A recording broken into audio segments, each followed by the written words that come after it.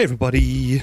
Yeah, exactly like Populous is saying, lots of stuff to cover. I am still gathering everything, so give me a second.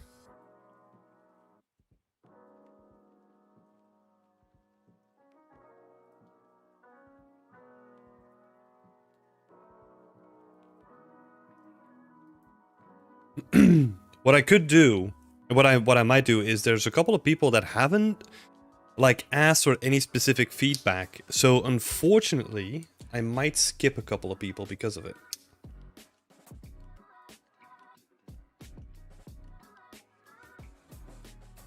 Let's see.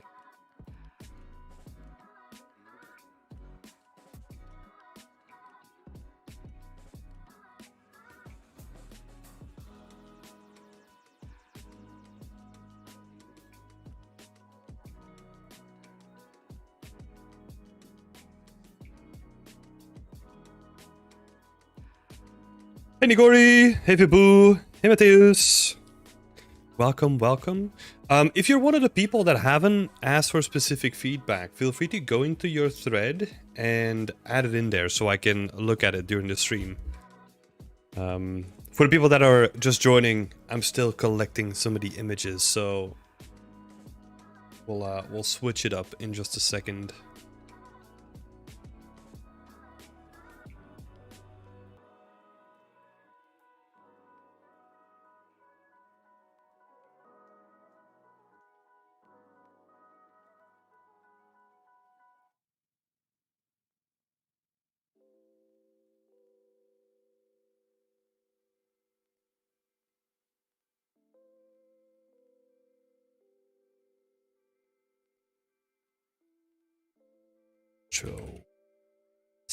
So many people. So many new people as well.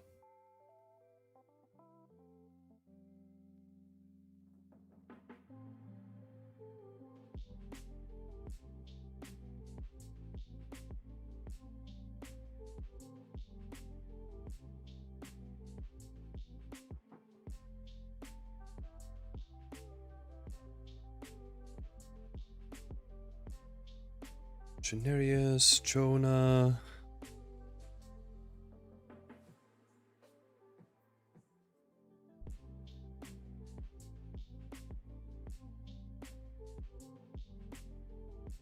Nearly there. Switch my camera over as well. Hello from Brazil. Awesome. Awesome to have people from Brazil over. How are you doing? Okay. Let's see if this works.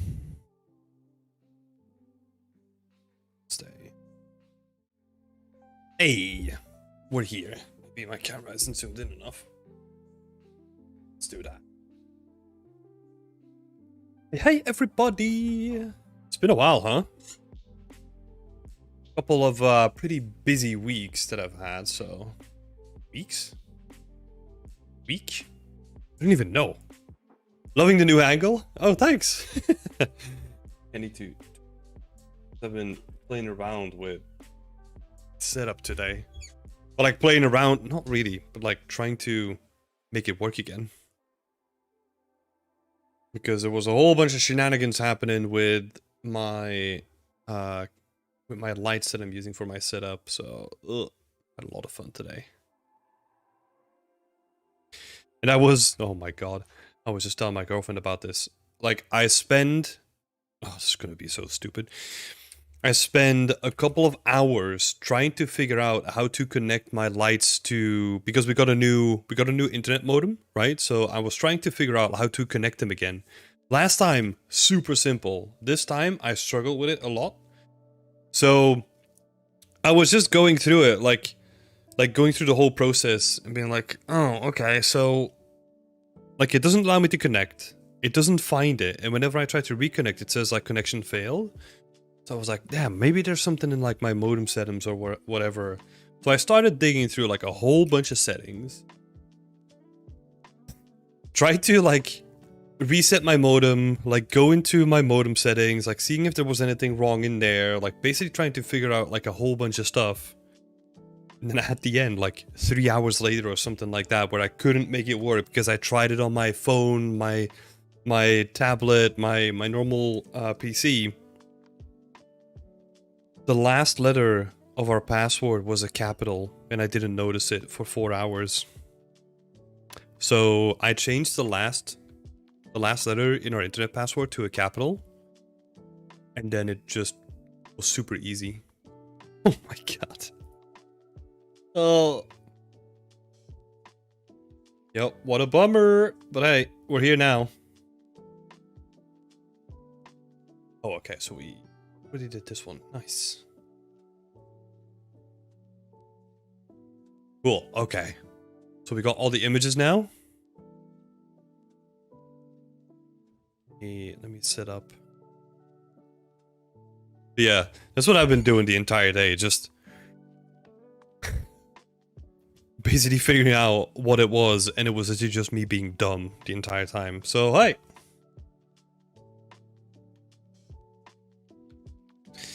Okay, now I need to get this thing set up.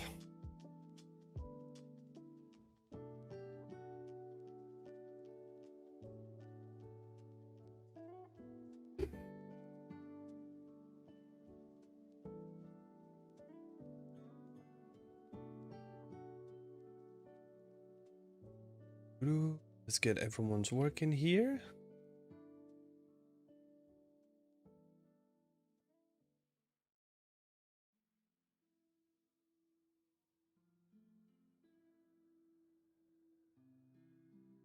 Okay.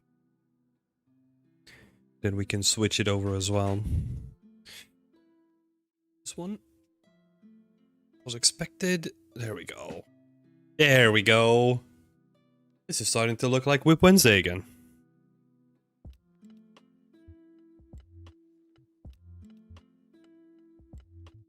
Wait, do I have so many people that they're not fitting on the thingy? Oh my god, so many people!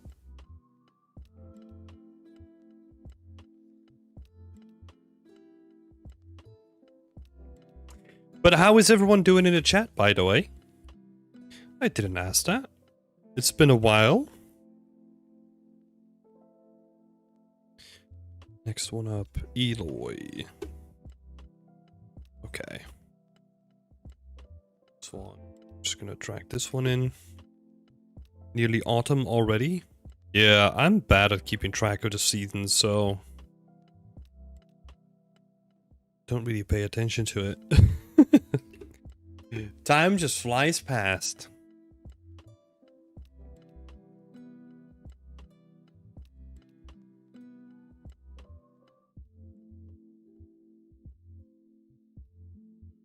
Okay, got some awesome work coming in. Love to see it. Darius, and then George.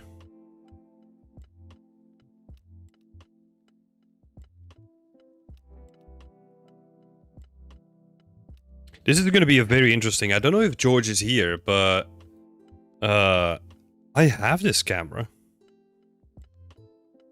It's such a weird feeling. Like I was looking at this camera and I'm like, hey, wait, what? I have this one. Thought it come from my granddad, but the lens is broken though.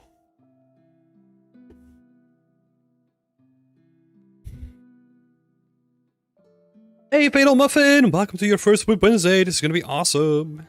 You got Eloy and Tate Bitters as well. Welcome, welcome.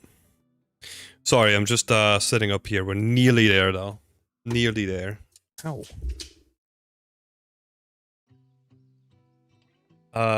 Gamescom was awesome. Met up with like a bunch of people that I've been talking to or that have been following for like a long time.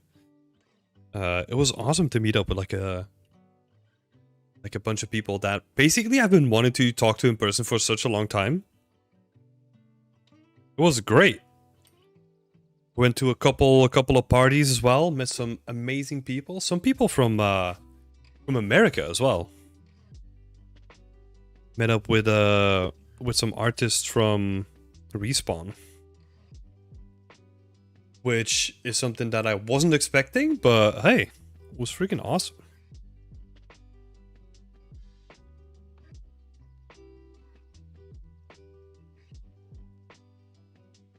Yeah, and I think what we'll do is I'm probably gonna go back next year, and then we'll have like a little party there as well. That would be freaking amazing. I think I misspelled your name because streamer mode was on. I think it was something else. Sorry that I renamed your name to Montana. Like basically when I'm streaming, like it obfuscates like all the names. So sorry about that. Populous. Just gonna drag these all in. Probably get the show on the road, huh? People have been waiting long enough. Maybe we can just organize them at the end.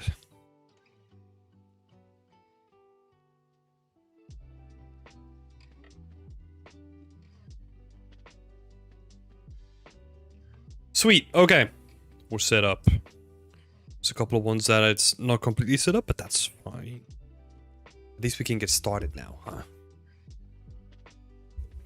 Hey Paul, how's it going? Hi Matthew. Okay, so we're gonna start at the end. We're gonna start with Vibu. Let's have a look. I'm always gonna check out the Discord to see if we can get some extra context, right? So Vibu is saying, hope you're doing great. I wanted to give you an update on my progress. Here's a couple of things that I would really value your input on. How do you think the colors and the patterns in my scene are working out? I'm aiming for that early vibe, but I'm not sure if it's going to catch the eye on our station. So about catching the eye on our station, don't think about that. Like completely disregard that, because if we're gonna build art purely for ArtStation, like it's all gonna look the same anyway, and then what's the point of making art, right? So I would just really cut that out immediately. And I think also there's always an opportunity in every environment to make something into a thumbnail, where the thumbnail is going to be like high contrast, or it's going to be like very eye-catching. So don't worry too much about that. Then on to the colors and the patterns. I think they're working out nicely. I think if we're gonna dive into the details immediately, let me see. So if we're talking about the patterns, I think there are inverted normals.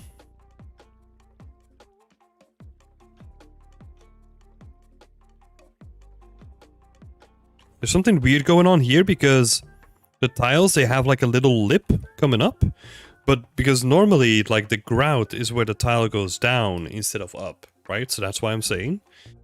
But the patterns in general look really nice. I would say where it's especially important is on the transition areas, because this sort of stuff where it is just literally like a tileable, like that's where you want something to make it not feel like it's fake. Maybe that's still work in progress, right? But I'm seeing like tiles up here and like tiles up here as well. So find a way to make that not feel like very 3D. Right? Because now we have this nice tile pattern and then it clashes with like just, I don't know, like some tileable here. Like, so most of the time, like it's either you have like dirt collecting, like a little bit of a dirt transition, right? Between these two sections. Or you have like a little lip or something like that to make a transition, right? Whatever makes sense for your environment. Like, feel free to apply that here. If it's probably still a bit work in progress, right? So yeah, I think the patterns in general feel really nice.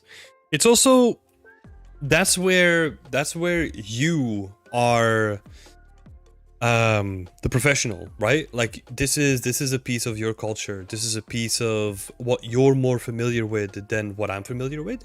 So it's probably better to ask people around you that are like more culturally aware of like the patterns and like what you would stereotypically see in these locations, rather than someone like myself, right? I have visited a lot of places, so I kind of have like a rough idea what this might look like, but yeah. I would ask locals and like your family and all that stuff. They probably have a better idea. But yeah, like overall, it's starting to look like really nice.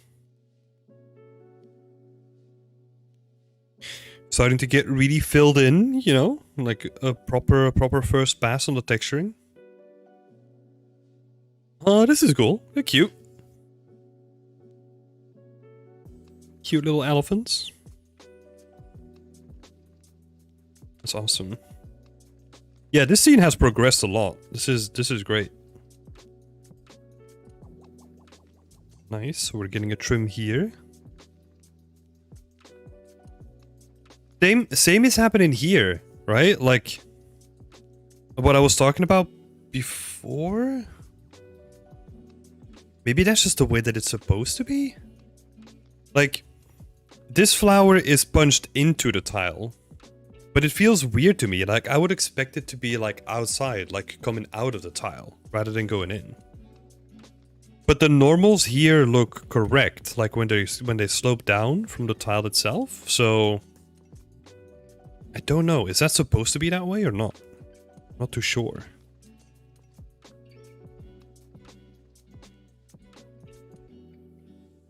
But it's weird, right? Because like I feel like the base of the trim is good, but some of the shapes that you've added onto it later, they seem to be inverted for some reason.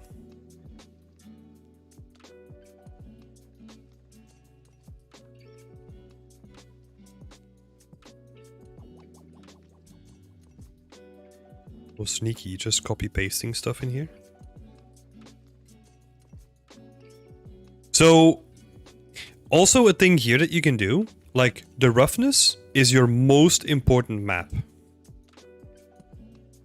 Like this is like a super quick roughness pass. You can get so much more out of a roughness pass.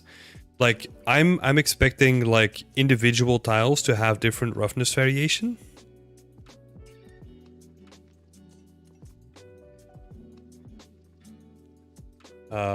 And I'm also like expecting, yeah, just individual tiles having like roughness variation, then the patterns onto it have roughness variation, and like really pay attention to like the detail where it goes into like the grout, like in between the tiles and like the surface of the tiles. You can push this like way more. Like you can really make this look awesome, the roughness map. Like really try to think in layers, right?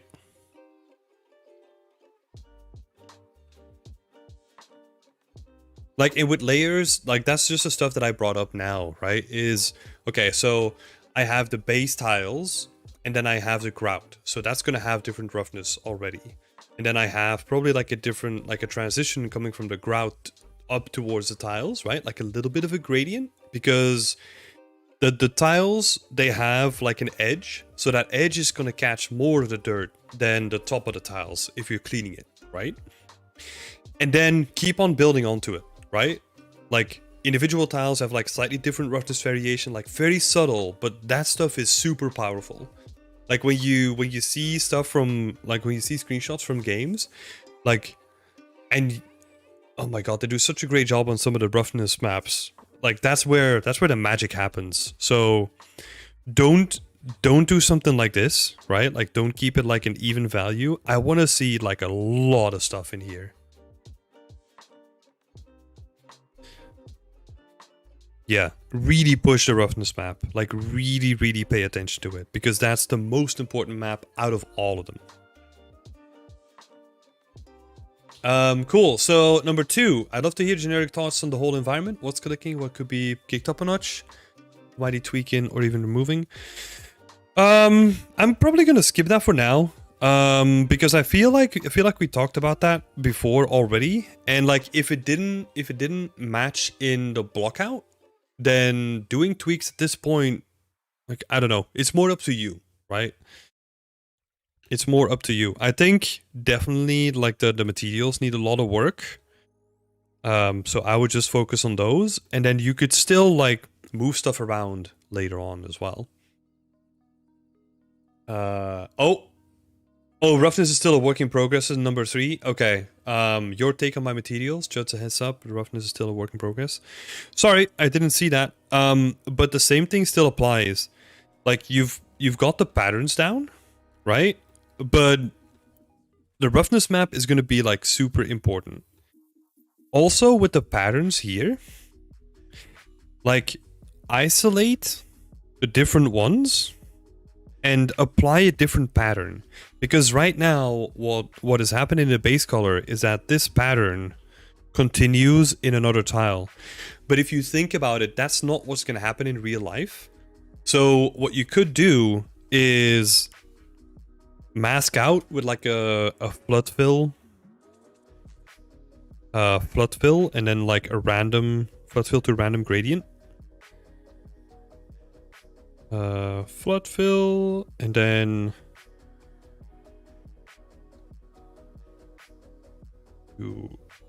grayscale. I'll probably do that. And that allows you to then add a histogram scan onto it. And then you get to pick like what tiles in the pattern you want to change. Because ideally what you want is that the pattern on number 1 doesn't look the same as on number 2 and doesn't look the same as on number 3. And then you can kind of switch it up, right?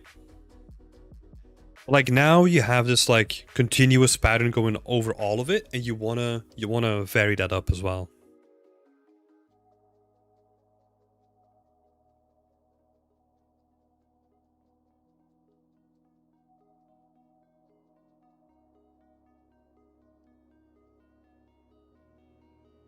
Yep. Got it, Tim. Also, like I like what you're doing here with like the randomization in the tiles and like how they are slightly scaled, and you can feel that there's like different sizes in like the grout in between. You can also just apply that here with like very subtle, right? Like very subtle rotation, like a 0.03 or like even a 0.03 rotation to get like a slight rotation. Obviously you need to balance that with the rest of your graph. But like those little things, they add up to like a lot.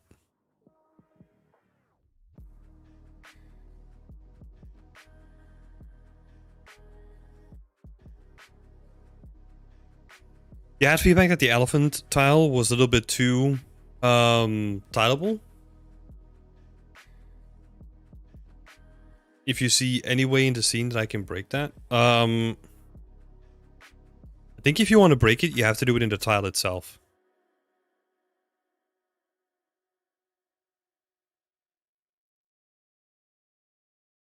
Yeah, I'm probably not going to spend too much time onto that because we have a lot of people. So all my textures feel flat. How can I push the quality? Oh, yeah, I mean, the textures feel super flat at the moment because they are, right? Like the roughness is just one value. So if you take into account like all the things we said before, like, and if you spend a lot of time on the roughness, they're gonna feel nice. But that's the main reason why they feel flat. Even on this one, right? They feel flat because it's like a super generic like roughness map on it. So yeah, if you're gonna spend like more time on the roughness, those tileables are gonna shine by themselves.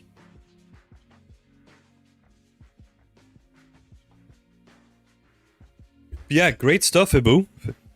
Very, very glad to see that you're progressing like super quickly. So that's awesome. Yeah, the materials are the biggest thing right now. Like make sure that you nail them because they take up such a large space, right? But it's gonna be good.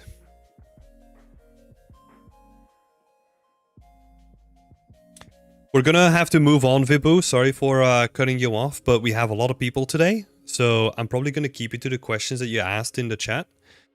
or like in the Discord. Um,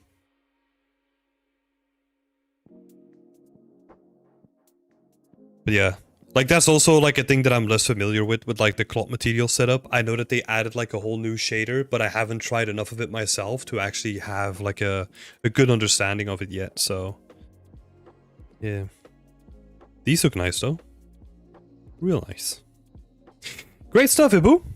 Great stuff. And thank you so much again for sharing your work. Sorry that we're a little bit short on time today, but yeah.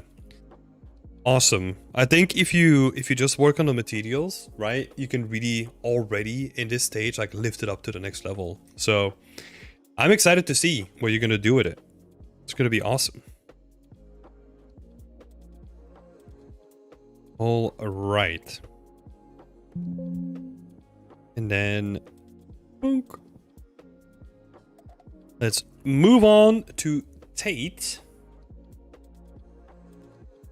Let's have a look. Where are you?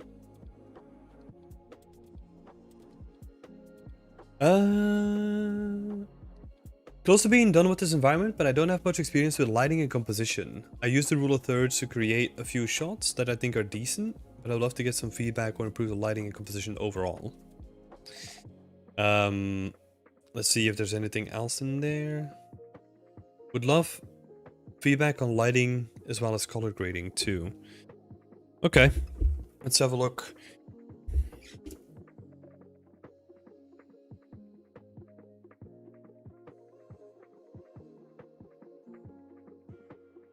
So let's see. So a little bit about the composition first, right? Let's start there.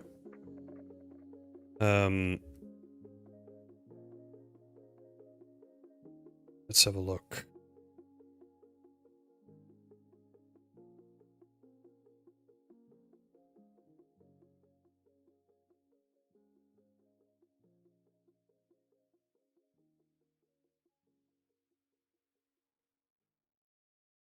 So like there's a lot of stuff happening, right? And I don't know what you want the story to focus on at this point. That's what I'll start out with, because I know that you want to show off like this awesome thing that you made, right? This awesome prop. But what is the relevancy to the story that you want to tell, right? Because there's also this story happening where it's like a couple of guys getting down into the basement and just playing cards, right? But I don't know what the relevancy for this prop is then. Like, it's getting kind of confused if you're trying to tell two stories at the same time, right? And I think if you want the what is that, like the skate polisher, you know, that this person like does the maintenance on like a lot of skates, or like a lot of ice skates, then you would kind of want to keep that in the background and just focus solely on the foreground element if that is a thing that you want to do.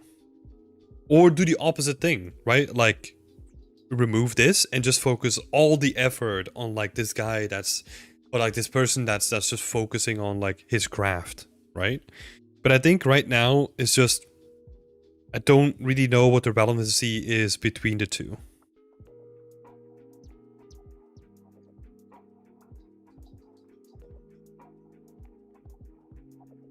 I think the card will be my main focus. The props will have its own art station post. Okay, so in that case, like dim this light and focus on like this scene.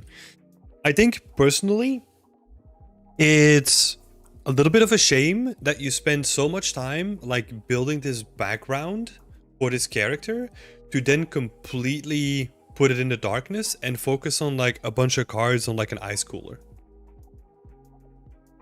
You know what I'm saying? I think it could be very cool if you just focus on like the actual story that you probably wanted to tell in the beginning, right? Where this guy is like polishing ice skates. Like sell that angle of him more, right? Of them more. I think that could be like a very interesting, like a more interesting and unique approach rather than just like playing cards on like an ice box. What that could look like is okay, so we have this person who is currently polishing up like ice skates. What is their history? Why ice skates, right?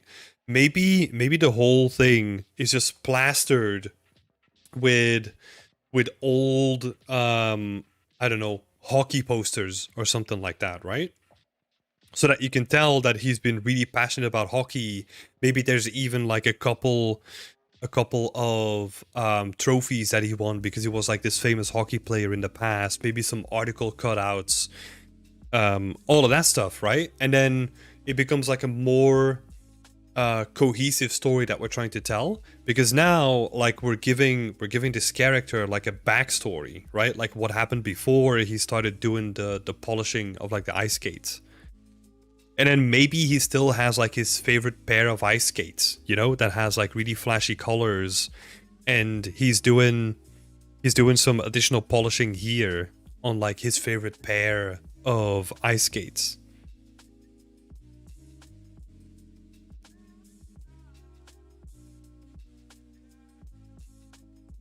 I know you're at the end of the road with this environment, right? So I don't know how much you want to change in it. I'll leave that up to you. I just want to bring up the point that if you just solely want to focus on the icebox, I think that's the least interesting part of this environment.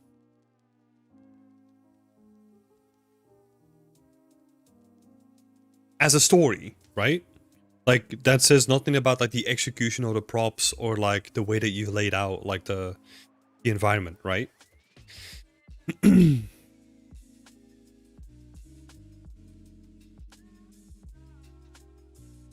That sounds much more interesting. I will try to make the sharpener the focus. Yeah, and like you can, because I know what you wanted to do, right? Like you said that you use like the rule of thirds to lead 1 point, so you have number 2. Right? But it doesn't necessarily have to be like super strict like according to the rules, right? You can just have number 2, and maybe like a more interesting shot would actually be that this section is lit up, right? So that you kind of have you're coming in, you're seeing number 1 here, and you kind of have like a glance over at this machine where he's doing the polishing as well. And then this could be like his favorite pair of skates here as well, right? I think you would also have to, yeah, like maybe do a little bit more than just having all the ice skates in like all the cupboards as well, because I feel like right now, oh, see, you have like a whole bunch of other props too. Let's see. Yeah, because I feel like what could be nice, you kind of have to think about it in like a what makes sense if I were to be the person here, right? And what I would probably do, if we're gonna add like a logic layer to it, right, is this is all like polish, cleaning, I don't know, that kind of stuff, right? Like polishing, cleaning, and it's literally just like a stack of like old towels that he's repurposing to like polish up like the ice skates. And then in here we have like the basically the quote unquote like to do ice skates, right? And then here we can have like a nice section of done ice skates, right? And maybe maybe think about a way that he's going to be transporting it. So maybe there's like cardboard boxes filled with them, or maybe he has like a little plastic crate or something that he carries around. And then you could still like fill some of the other ones up with just like random things, right? Like for example, these helmets just have like, I don't know, like a shelf of helmets. Or like even, let me see. there's anything else that we can use. Like a bunch of stuff in here.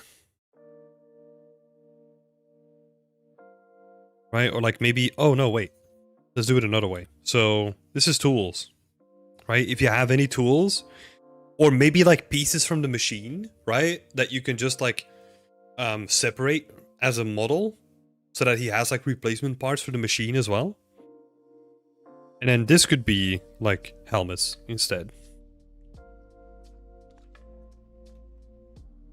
And what I'm trying to do is I'm trying to get rid of like I'm reusing like a lot in the scene and it's kind of becoming obvious, to like a place where it's like more structured and you can actually see in terms of like how relevant the place is to where he's going to be using it.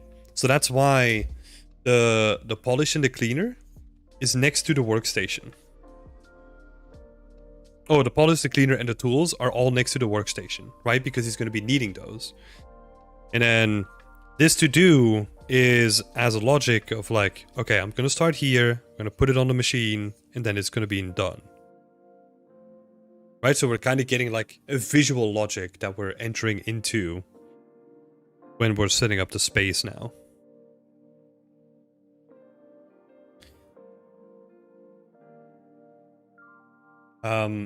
I know that I spent like a whole bunch of time. I know that I spent like a whole bunch of time on the storytelling, but I feel like that can really like push it to the next level. And then when it comes to the lighting, I would say that go for something maybe like a slightly warmer. I have the focus here. Right, so let me make another layer. So you will probably have like your light here, like lighting up this space. Now you could still have this one here. I don't think there's anything bad with it. And then really push up the contrast in the rest of the scene.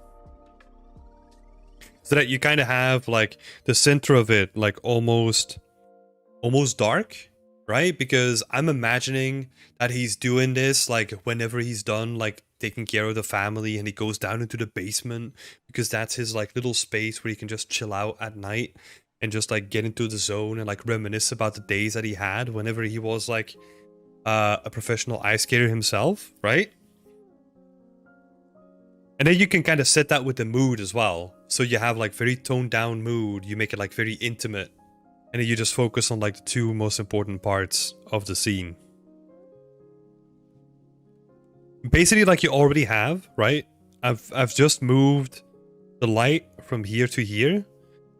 If we're gonna make that like a more important part of the story. That's all I did, right? Makes it feel more lived in as well. Yeah, exactly.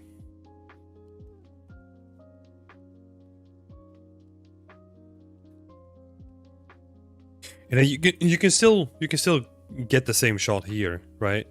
Like this shot, I actually really like because you got like a strong foreground element, got something nice in the background as well. It's looking nice, just with a little bit of lighting tweaks, right? Making it like a little bit more interesting rather than just flat white. It'll look really nice.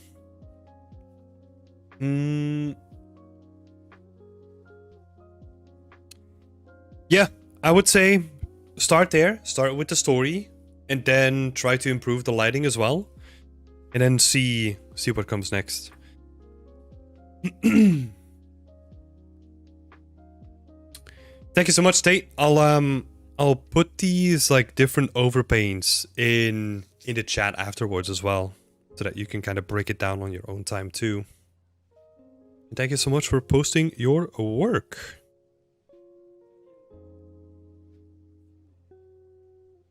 Moving along. Gonna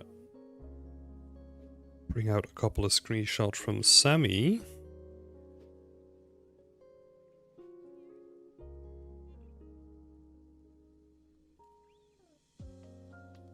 No worries, happy to help. Island, thank you so much for subscribing. Appreciate it.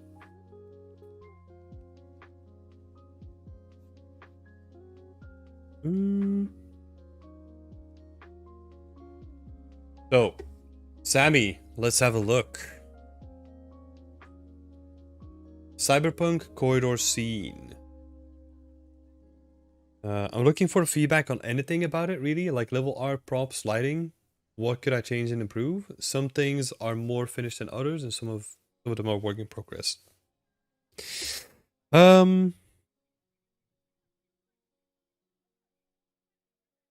Yeah, cool. I would say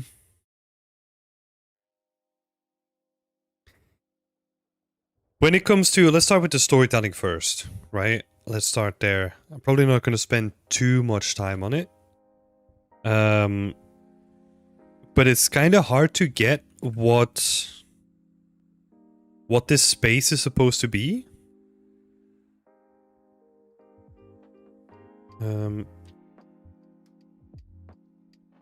Right, because I can see that this is like a hallway, right? But then why is a couch in the hallway? Like, are people sleeping there? No, they're just like pizza boxes. I'm just trying to make sense of the whole thing. You know what I mean? Like, I feel like this could be good if the places had a bit more of a purpose, or at least, you know, the way that I think about it is, this is the hallway, right? So this serves as like a transition between two more important spaces, right? So it's cool that you got like a sofa in there and all, but I wouldn't necessarily make this like the main thing. So that means that you probably want to like focus on another room instead and make that more important. So let me note that down, right?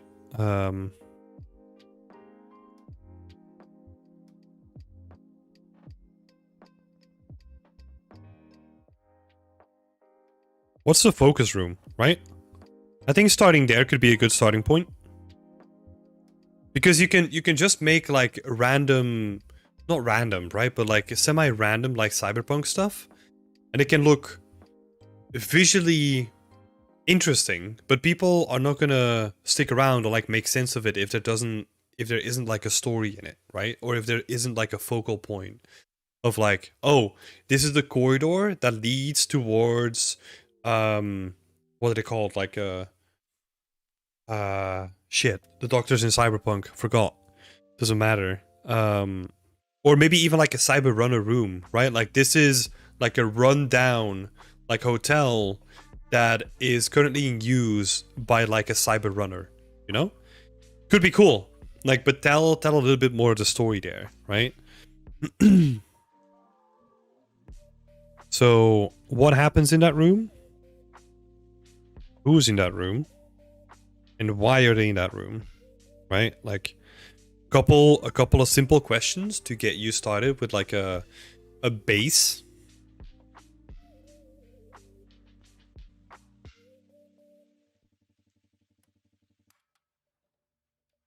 And let's see. Level art, props, lighting. Let me just grab a bit of water. Be right back.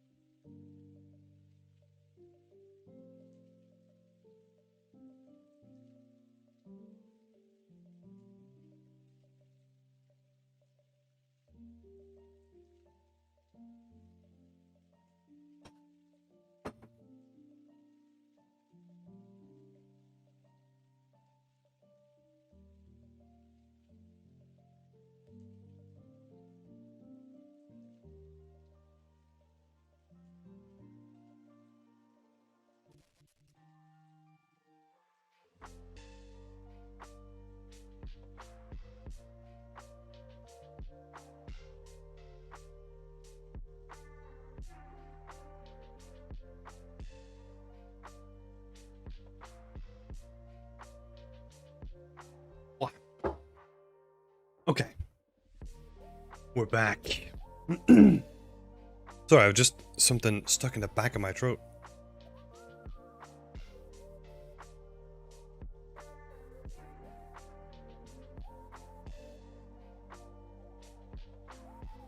I think it's just a leftover from being sick like a couple of weeks ago. So where were we? So the storytelling, like what's the focus room, right? Oh hi, Ioana. Nice to see you here. But yeah, like the focus room, start there, right? Like what's going to be the focus? Then on the modeling side,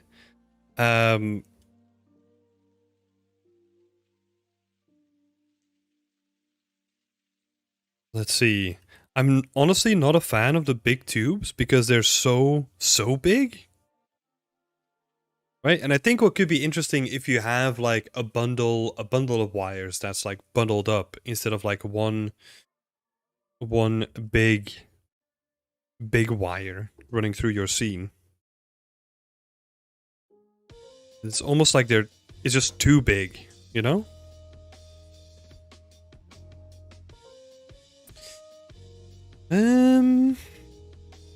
Especially here, right? Because it takes up so much space on the floor that it becomes a little bit obnoxious at this point.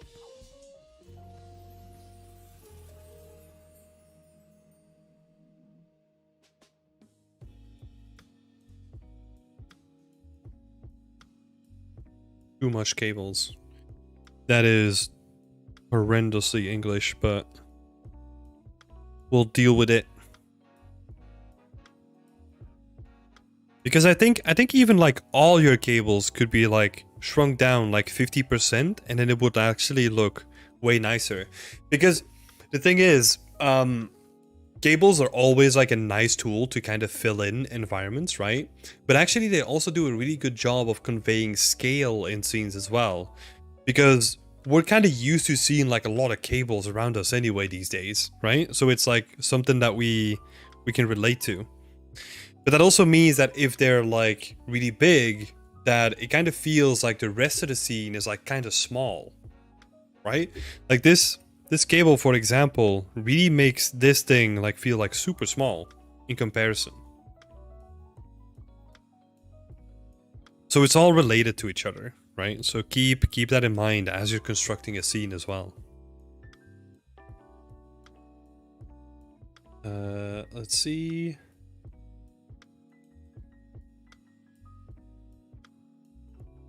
Yeah, gotta be honest, like this is the room that I didn't include. I don't know why. I think I was just rushing too. But this room could act as like the room that's going to be the most important one that I was just talking about, right?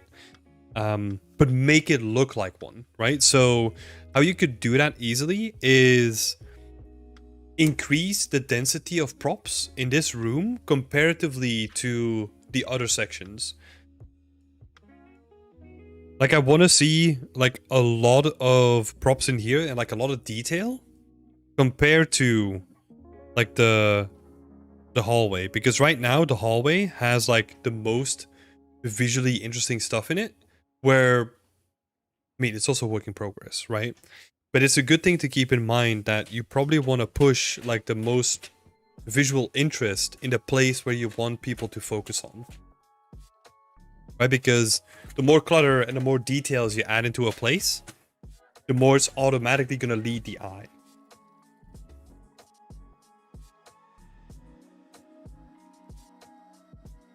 Let me bring up Discord again. Hey, Jake! Some things are finished, others are not. Yeah, I think that's sort of it. I think... Oh, wait, the lighting. Let me talk about the lighting real quick. It's also another tool in our arsenal to like really pull people towards like a certain area, right? And also another thing with lighting is think about how lighting is used. Like a lot of lighting in cyberpunk settings is going to be like a little bit all over the place. But if you look at lights that surround us now, right? A lot of homely settings are gonna have like warmer tones.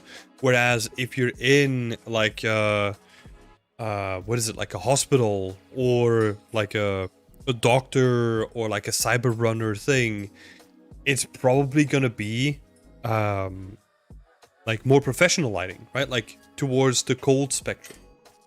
So you can use that to your advantage. And let's say in this section, right? If you were to add like a blue light in here, that's kind of like peeking through. Let's say you have a sliver of blue light that's kind of peeking through from this window, from this door. Like, you're automatically creating contrast, and that's again gonna lead people, right? Because now we're like, oh cool, we have like all these leading points, and then we're like, oh, what's in there? I want to see what's in that room. Like, let me in, you know? That's what we're trying to create, especially when we're doing like these shots that are meant to set up like another shot. And then imagine if this room here in this door was something like this room. That would be great, right? Because now we're getting contrast. Now we're getting interest between the two. Whereas in your shots here, like, you have one color per scene. So you could actually, that's actually one of the common things, right? Like, everyone uses it. Like, even in streamer setups, right? Like, to give you like a stupid example, like a 2-point lighting setup where one of it is cold and one of it is one of it is warm. Like, it creates like a nice contrast. It creates like a very appealing image. We do the same thing in art as well. So try to think about that. Color contrast.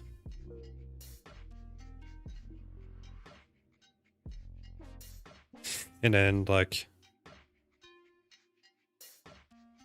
light has an impact on mood. Especially the color of the light, like we were discussing before. Hey, Antonio! So yeah, those are like a couple really quick tips. There's probably like the last thing that I'll end up with, just as like general advice. Try to stay away from straight 3D as much as possible. Like, add like geometric detail in these parts.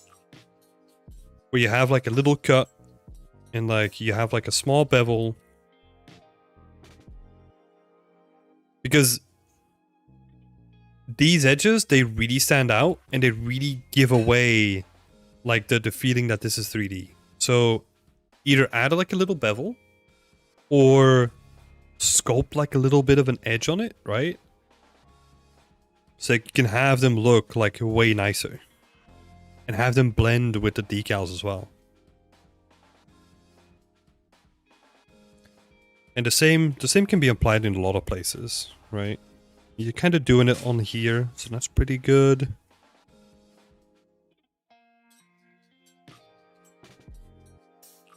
Yeah, like, this stuff is coming along quite nice, you know, where you have the cinder blocks speaking out from like the plaster wall.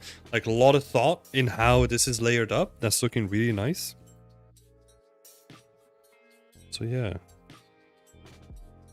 And especially if you're then gonna like blend stuff in here with like decals, right? Like, this stuff is gonna look really nice. If you do like a decal pass, it's gonna look awesome. Yeah, like this is kind of the level that I expect to see, right? Like, this sort of thought in like the layering and like the purpose of like all the sections, basically, right? You can apply that same sort of detail, like detail orientated thinking in like a lot of sections. Because it is really stuff like this that is given away that is like fake, right? Like you would probably want to see this continue. But yeah. I would say like these 3 points that we talked about, they're the most important and fundamental ones. Use those as a foundation and then work your way up, right? Work your way up to success, because this is gonna look nice. Just gotta keep working at it. Like, add some structure, add some logic into it. You're gonna be in a really good place.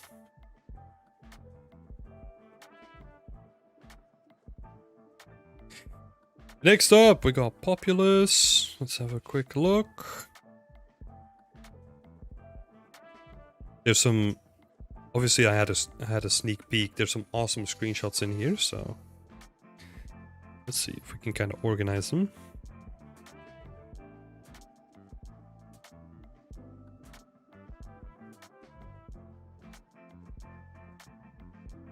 Something like that. Am I going to play Starfield? Not on release. I might do at some point. I just don't really have time to play long games anymore, so my focus lies elsewhere. Are you gonna play it? Or who else is gonna play Starfield in here if we're talking about it anyway?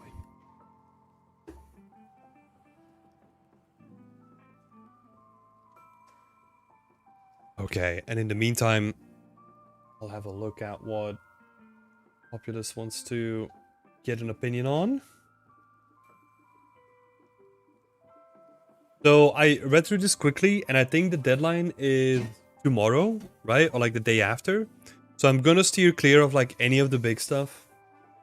There was a question in here if you should do like a night scene. If the deadline is tomorrow, don't spend your time on a night scene. Like, really put the details in this environment whenever you see the opportunity to. That's the way that I would think about it, because yeah, like a night scene, you're gonna have to do some tweaks, and you probably don't have that many lights in there. You probably have to adjust like a whole bunch of stuff. It's not worth it. Just keep it as is. And like tweak the day scene. That's how I would approach it.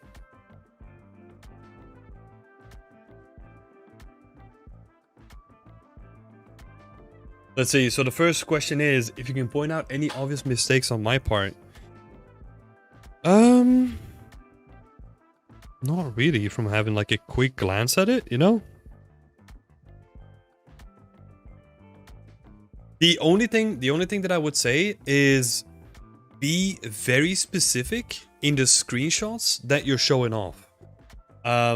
Because I'll do like a quick snip here, right? So people can see what I mean.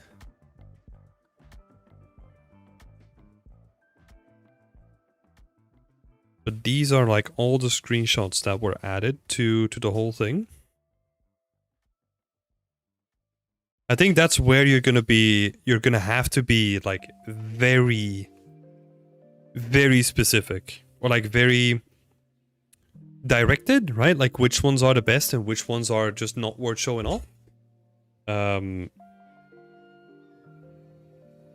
That's the main thing that I wanted to bring up. That's also why I only picked like a couple of them here.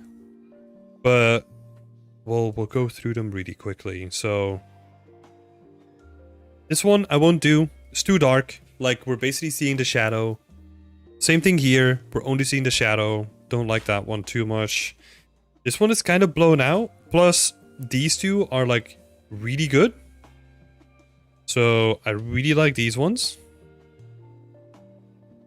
This one, again, it's like the backside, and we're getting like the shadow side of things, right? So it's not really interesting. This one, again, same thing. Like the shadow side makes like the object feel very flat. So I probably wouldn't include that one either. All the other ones are kind of nice. I like this little pumpkin patch. That one looked nice. This one looks nice too from the thumbnail. If you're looking at these two, right, like this one probably has more interest than this one. So I would probably take this one instead. This one is right here. I kind of like it, even though like it doesn't really show that much off, right? I kind of like the way that it kind of flows. It can be tweaked a little bit, especially when it comes to... Wait, hold up. Maybe that's my cropping. Yeah. It's my cropping. Never mind. But this one feels really nice. It kind of flows really nice. So that's why I picked that one as well. But yeah, you just have to be like very self-curated with this stuff. Honestly, this one as well. I don't like it that much. I think it's better if you look at it from like below, because then you can't see that the crystals are basically clipping into the floor. and there's no like massaging or like extra details in there. So yeah, and we end up with a selection. It kind of looks like this. So we got 1, 2, 3, 4, 5 out of this whole section. Right, I'm trying to be like really brutal and honest about this, because you have some really great shots in here. Like I love this shot, just like the whole overview of the thing looks really nice. And then you got like some nice shots like this one. You always got to be aware that your ArtStation post, or wherever you're going to publish it, right? Like the bad stuff, or like the lowest quality screenshots, are always going to be like more prevalent in someone's mind. So you gotta basically stop other people from getting any excuse to put your work down, right? Just only put your best work forward.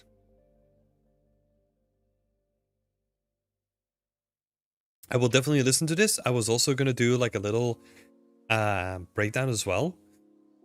Yeah, that's good. Asset breakdowns are really good. Try to be as transparent as possible. Include poly count for assets, right? So poly count, texture breakdowns, and then also wireframes of the thing as well. The more transparent you are, the easier you make it for recruiters to just say yes if everything is in order, right? So be transparent about stuff. But yeah, like these shots, some of them look really nice, you know? With like a little bit of tweaking here and there. To maybe include like the tower a little bit more. So that the frame ends up here, so that you have like a little space between the tower and the frame. That would be like really nice. Same here, right? You're kind of ending up at the frame. Just push it a little bit over. Give it some nice space to breathe. Especially because you got a little space here anyway. Might be... No, this time it isn't my cropping. Yeah. Yeah, great work. Great work. What were some of the other questions? So the night scene we already talked about. I wouldn't do it. Like, honestly, not enough time. If you were to do it, like, after the fact, because you're asking if I should do it with, like, a rectangular light as a moonlight, don't do it with a rectangular light. Just do it with a directional light and just change the color of it. That's how I would approach it. Do you reckon more islands in the background, like far away, would add to the scene?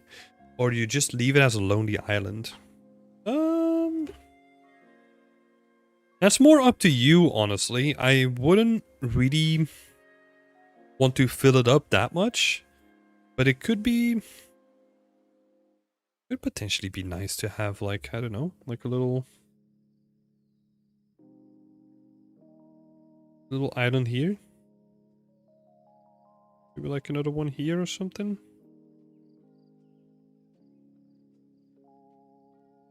Maybe a couple. I wouldn't push it too much, you know. But you can always give it a try. Maybe it's like an island peeking from like the mountains, the clouds.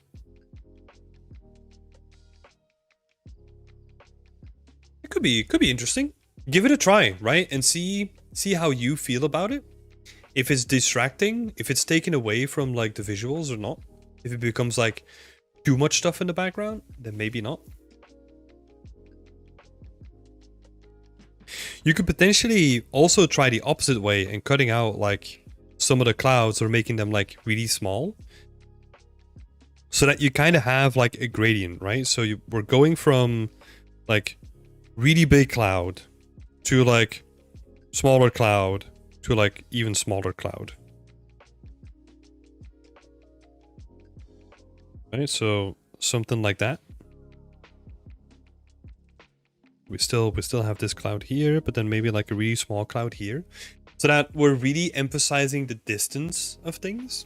Just by faking it, right? By faking the scale of things. That could also be another thing to try. Because right now, the clouds feel relatively similar. So maybe just scaling them down could work really well here.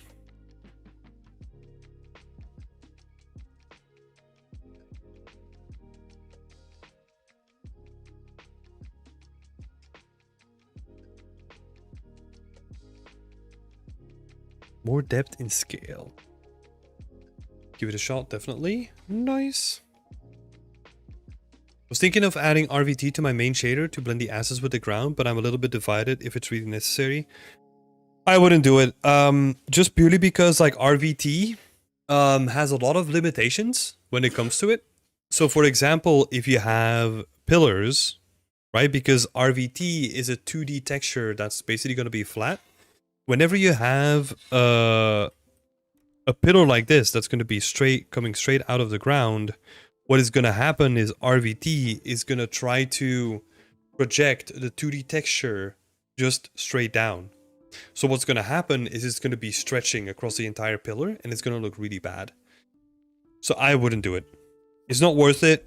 You can probably work around those quirks. I haven't tried that myself yet, but it's not worth the time investment, in my opinion.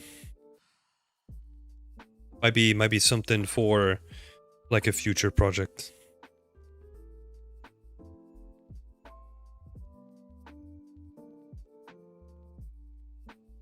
Yeah, and it's also not really necessary. I think stylized by its nature gets away with like a lot of this stuff. So, not required, in my opinion. Nice one though. Nice, nice, nice. Yeah, I really like this shot. Like just tweaking the camera just ever so slightly. This is woo, pretty. Like it.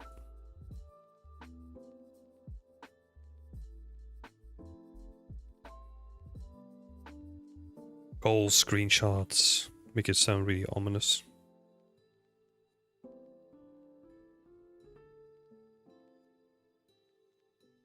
Yeah, you got some really interesting screenshots in here. So awesome. Nice one, Populous. This is awesome, you know? Like great work. Nearly at the finish line. Just focus on like little details, little tweaks, like something that can really push it to like the next level. Like we said, like focusing on like the depth of the clouds. Maybe there's some other opportunities where you can add like a little bit of vertex paint on certain areas that are in like prominent shots. Maybe some more foliage somewhere, you know, like stuff like that, where it's not about like creating new stuff anymore. It's more like tweaking what's already there and like adding a little finesse to it. Great work though. And thank you so much for sharing it as well. Appreciate it, as always. And best of luck on handing it in, I think. Because I'm assuming if you have to hand it in that this is like a school project, potentially. Not sure. Great job either way.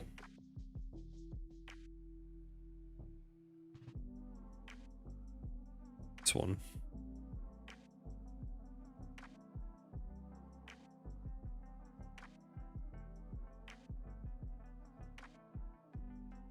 Thanks so much for these tips. I'm pretty anxious about posting it up on ArtStation. Hope it gets received well. So a lot of people have been posting stuff online, right? Especially from our community. It's freaking awesome to see like the amazing stuff that people are putting out. And this is a common thing that I've heard in the past couple of days where people are like really anxious to get their stuff out. The thing is, you gotta kind of reflect on it differently, I feel. Like you gotta just think like, hey, look, did I really give it my best? Like, am I happy with this? And if so, if the answer is yes, then just post it. And like sometimes it's the approach that I take is like fire and forget. It's just you fire it off on ArtStation, you do like all the social media posting if you want to do it, and then it's like, cool, I'm just gonna take a walk. Completely separate from any object where you can interact with ArtStation at all. Like remove the app if you have it. Like just detach, come back to it, and whatever people think of it, like let them think of it, right? No one's gonna think bad of it, but like it's, you want to avoid getting caught up in I'm doing art because the amount of clicks or the amount of likes, right? Not saying that that's your position, but I've seen a lot of people get caught up in that trap because there's also a lot of people that out there that get basically no traction but get a lot of jobs too.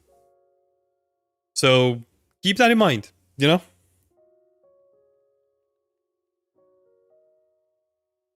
Just keep on moving on.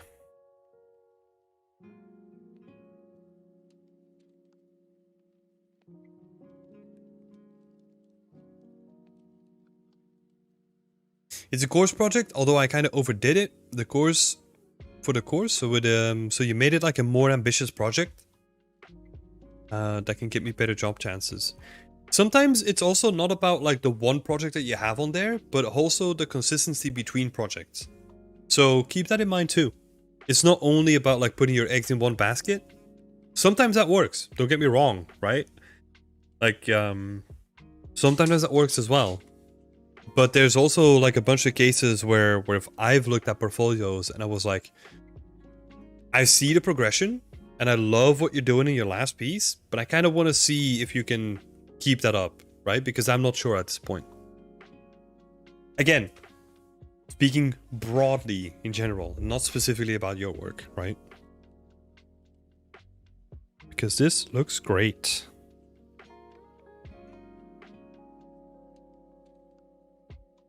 Thank you so much for all the tips. I hope I will get another project up here pretty soon. Yeah, also take a little bit of a break, you know? Like take at least a couple of days. Just relax, de-stress, like don't think about it. Like it is what it is and then get back onto the horse, you know? Gotta make sure that you're well rested for the next thing. Alright. It's not Montana, but I think Monata? I don't know. We were talking yesterday in a chat. But let's have a look. Bunker Hall. I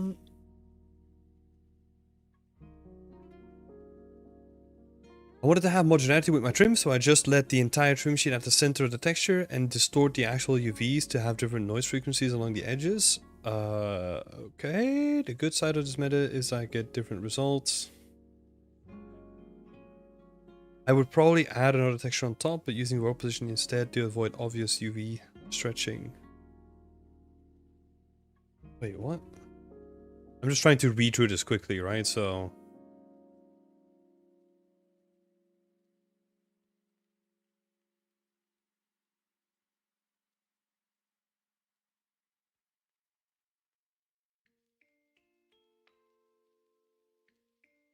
Oh. Oh, I see. Oh, I see what you're saying. Okay. Okay, so what you're talking about is that you use this trim, right? And that's the only trim that you have, and then you make it wider or smaller by stretching the UVs. Okay. So that works, but if you do it too much, it's gonna screw up your textile density, right? And it's gonna get rid of like the consistency. What is a better approach, and that's probably like the more stereotypical one, which maybe you wanted to avoid, is doing something where you have just multiple trims on the same image, right? On like the same texture. Hello? I cannot move.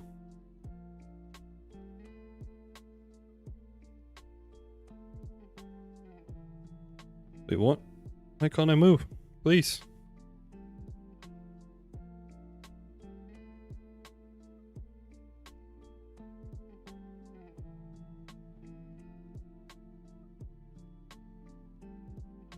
Kidding me? Why can't I move? Oh, this is great. Sorry, I wanna... Oh, I can't move in this one either? What's happening?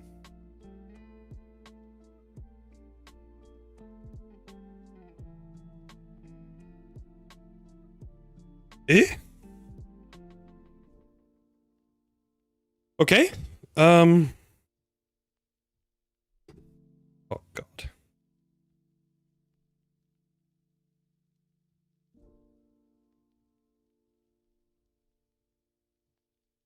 I just cannot move at all anymore. What the hell?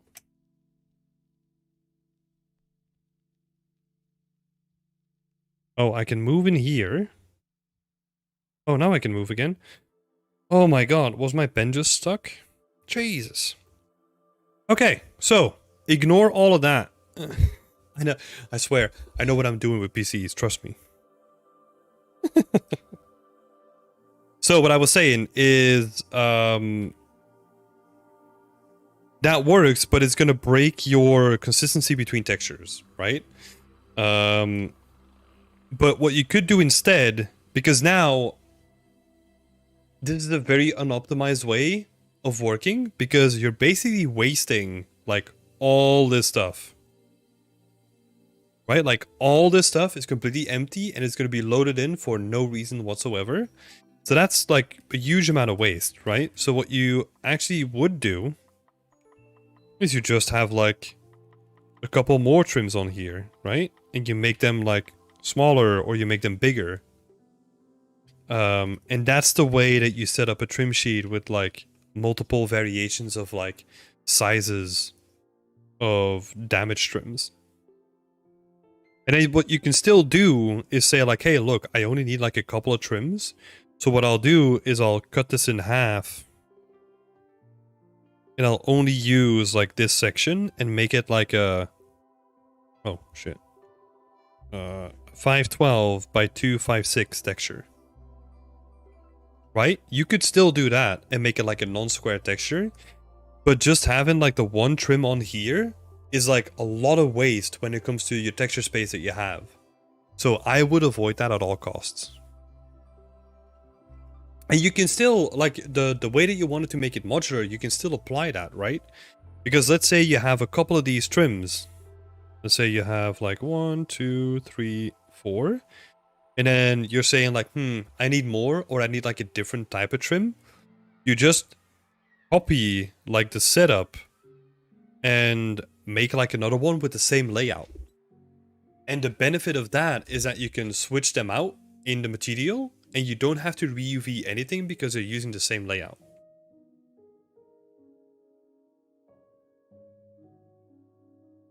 So that would be the approach here.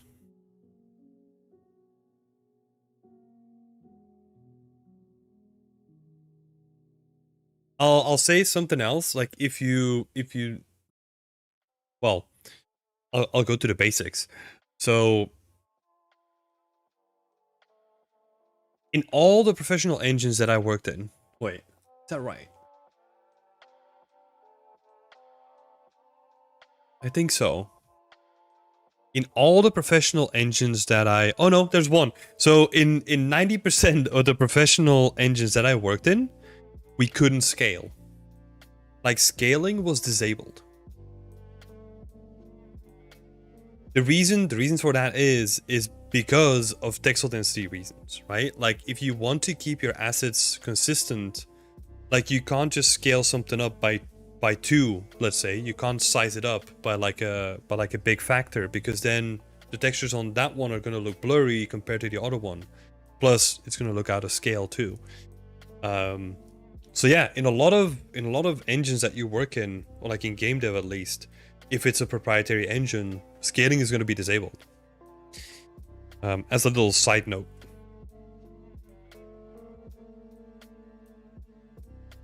So yeah, but still, like the workflow that you use for like applying the trims and all that, that works, right? It looks good.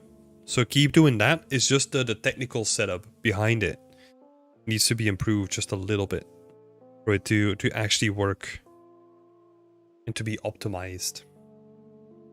A typical day in game dev, to be honest. Yes. Oh my god, the amount of times. Or the amount of pranks that we would pull on other people too. Let's see if there's some other questions in here as well.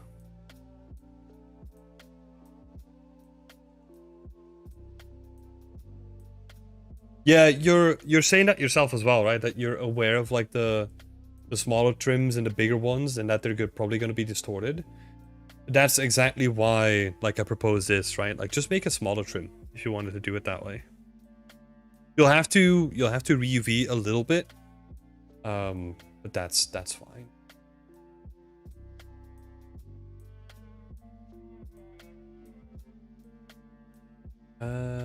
Yeah, that's about it, I think. Let's see if there's another question. Any feedback is welcome. Yeah, I would say keep on going, right? Like the materials are quite nice already, and I like what you're doing with the cracks and the balance of geometry and like textures. So keep that up. Also, a really cool choice of a concept as well. Like it's very unique, you know. So very interesting choice there. Obviously, this stuff. Oh, love it. Yeah, like these sides, even though you have to be a little bit careful of like the edge peeking through, right? But yeah, it's looking nice. Thank you for posting your work. I wish you best of luck, Montana, even though that's not your name, so sorry again for butchering it.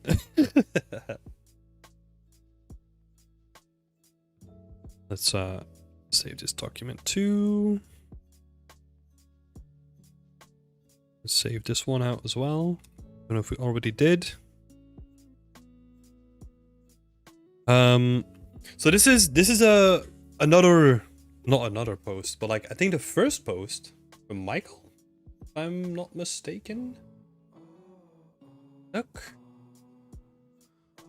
where was it? Yeah, so Michael's here. Just sharing the start of my portfolio piece I'm working on. I wanted to get no specific feedback on this one, it seems. So yeah, I'm not gonna spend too much time on it then.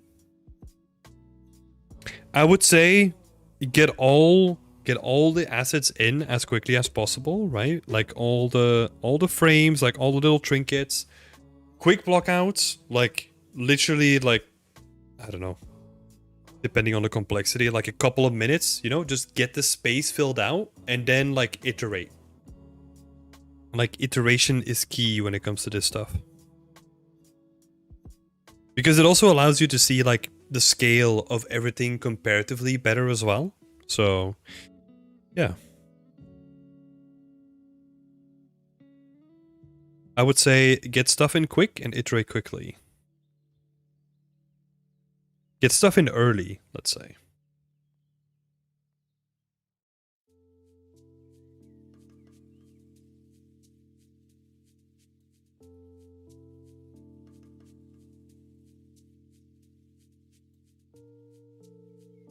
Get stuff in early and then iterate.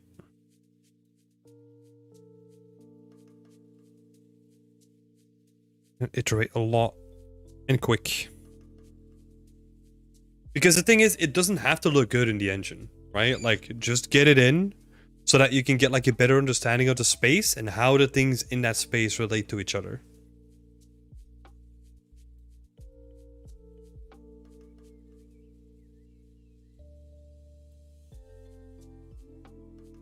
That's what a blockout is for. So yeah.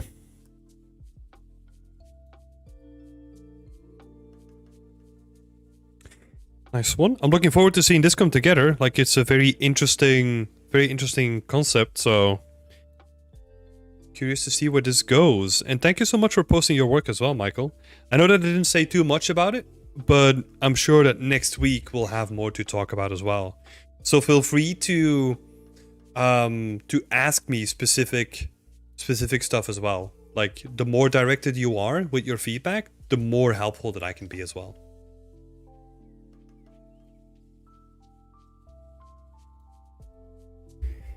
So, moving straight on to Matthew. I think Matthew was asking composition. Composition advice, right? Oh, the feedback I'm looking for. I'm currently in the material creation phase, but I like to step back and ask for some composition, overall shape of the whole scene advice. Okay, so ask you composition advice. That's why I kind of put it up here. And we can kind of already tell, right, that there's like some bits that can be like improved slightly. And like made a little bit more chunky as well. Because for example, what I'm seeing, maybe we put them next to each other instead. It'll be a little bit easier to see.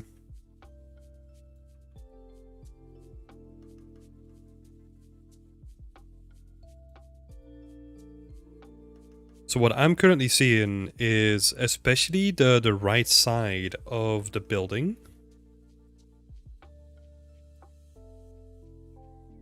Like you have this area here, like this wall doesn't seem to be going straight, but yours does, right? And that adds those little bits of like misalignment. They add like a lot of quirkiness and like a lot of character to things. So I would definitely implement some of that. And also making this roof like a little bit chunkier too. Just chunkify everything up.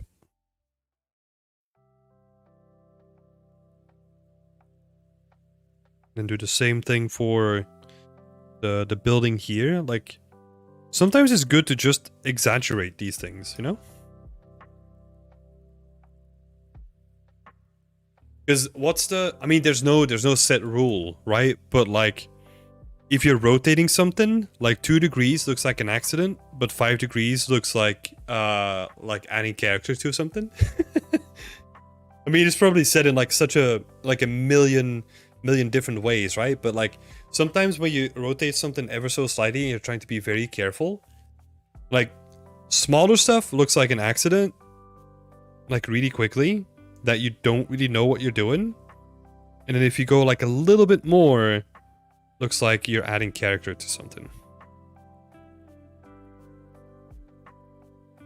And this, I think this can be applied to realism and stylized, right? I think stylized, push it more than 5 degrees, like really make it apparent that that you're moving this stuff. But yeah, it's also, yeah, like be bold with things, right? Like you have like a little hole here, like make it like a big hole, you know, and add like really chunky blocks next to it, like you've seen in the concept as well.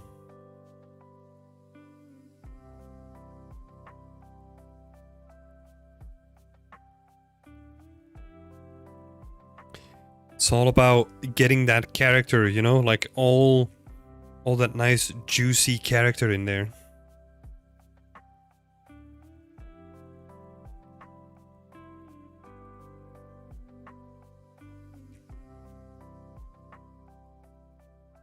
Could you tell me something about the materials as well? I'm not sure about my wooden plant trim. So, I'm gonna send you a link that I'll share. Hold up.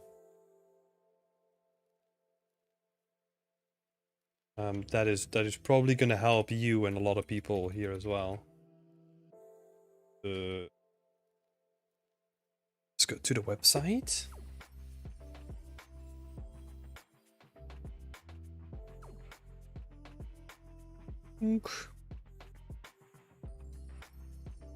Because we've actually written like a guide on this about trim sheets, and it has like a section on planning and how to plan a trim sheet, so feel free to check that out.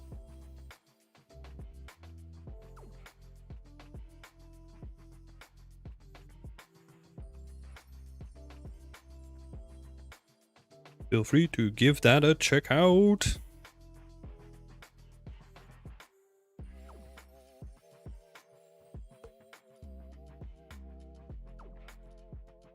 Another thing about the composition, I would honestly, like, this is such a great concept. What I would do is try to figure out a way how you can translate this background into 2D or like into 3D.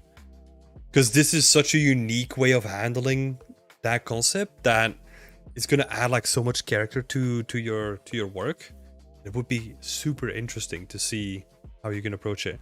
Like you can do this in all kinds of ways, right? Like you could actually have like a large... Okay, bear with me. So you would actually have like a large cube or like a large sphere with like a cutout that is this cutout, and then you're basically seeing out to the Unreal Engine world. So you're basically, all you're doing here is you're encapsulating your whole scene in like a large cube that has like a viewing hole like that. And then you just slap on like an unlit material that's fully white. And then you almost have something like you have here, which could be like a really nice sort of presentation. Because also why I'm saying that is because if you want to dress up like the whole scene and you want to make it look nice and cohesive, you're going to have to do like a lot of work to make it look really interesting. But why not make it interesting, like following the concept a little bit more, right? In this case, the presentation is freaking awesome. I mean, suggestions, right? Because that's going to make your work more unique, and it's not going to detract from like any skills that you want to show off to like people that you want to get hired by, right?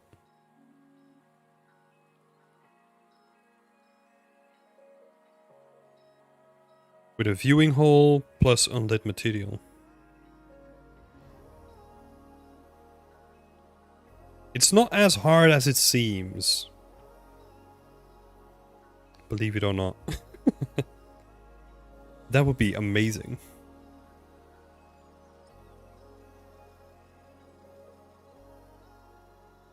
Because then also you don't have to do like all the background mountains and like all this stuff in here. You can cut out so much stuff.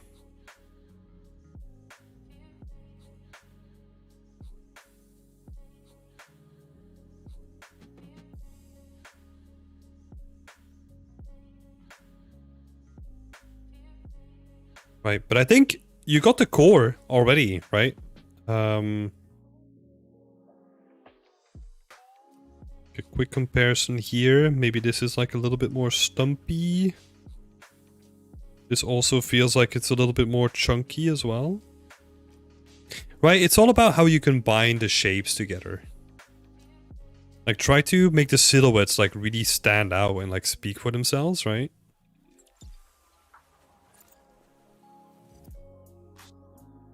Stylized stuff is so fun to work with, and like you just make it like really chunky.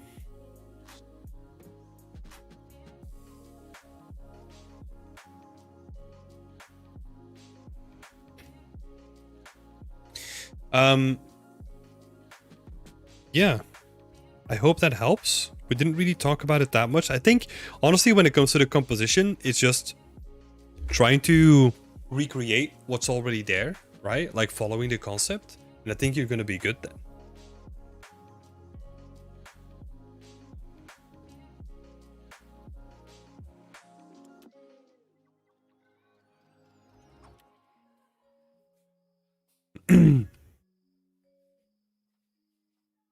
Mateus, a question for you. Do you think that that link that I sent, is that going to be helpful for the question that you were going to ask? Or do you still want to ask your question? Because maybe you've read through it already and it didn't answer your question, so feel free to still let me know.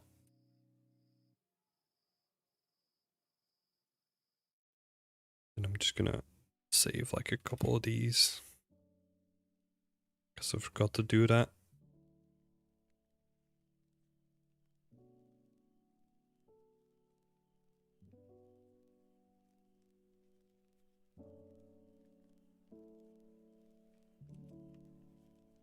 Oh, wait. Oh, I'm so confused. It's Matthew on the Discord server, but Mateus in here.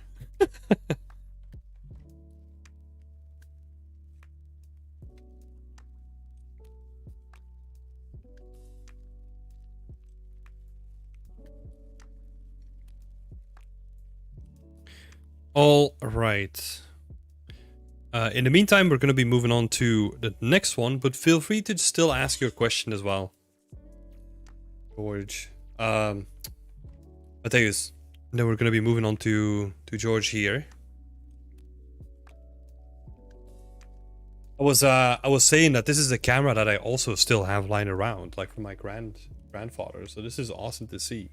I think it's slightly different. It's not like a full metal frame, but it looks really similar, and it's the same brand as well. So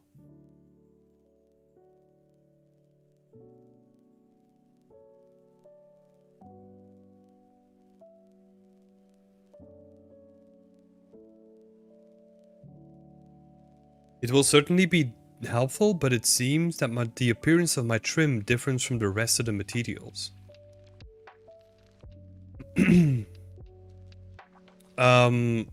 Oh man, there can be so many things, right? Like if are you using packed textures? Are you using like an ORM texture? Because if you use packed textures, you have to set your Unreal Engine to read them as like separate masks rather than a full texture, and that's gonna change. That's gonna change a lot. If you have access to the weekly tips PDF, it's in there actually. And you can also find it online too. But yeah, it's gonna be very hard to know what you mean without any visual examples of that. So sorry. George is saying hello. Have a look. I'm quite hesitant to approach the accordion-shaped letter thing during the mid-poly stage. And then the high poly in ZBrush. Any ideas to achieve the realistic result for this type of stuff? At the moment, I just made a simple mesh, but I would like to make it feel organic and soft. So, I mean, you're on the right track, right? Like, I would just model it like you're doing. And then go into ZBrush, right? I would probably spend like a little bit more time so that you have like the details in there. And with details, I mean the shape, right? Like the shape is a little bit better defined. Let me point out what I mean by that. Hi M3D! Welcome to the chat. So what I mean with the shape is that you kind of have like a more smoother form here, right? And like, it seems that you already added like a lot of geometry, or you're doing it with a subsurface or subdivision modifier, sorry. Because I think the bevel, actually, you can make that smoother. And a way, or a tool that I love to use is the Edit Edge Flow tool. So you can basically select the top edge. So if you, let's say you have like a curve, right? Just like a random curve. And you want to smooth this one out, you can just select that edge. And it will smooth out this edge compared to the two edges next to it. It will make it like nice and smooth. So what you could do here, if you have like a bunch of edges on there already, using that tool, you can like easily tweak the geometry of it. Let me send the link for that. People that are curious.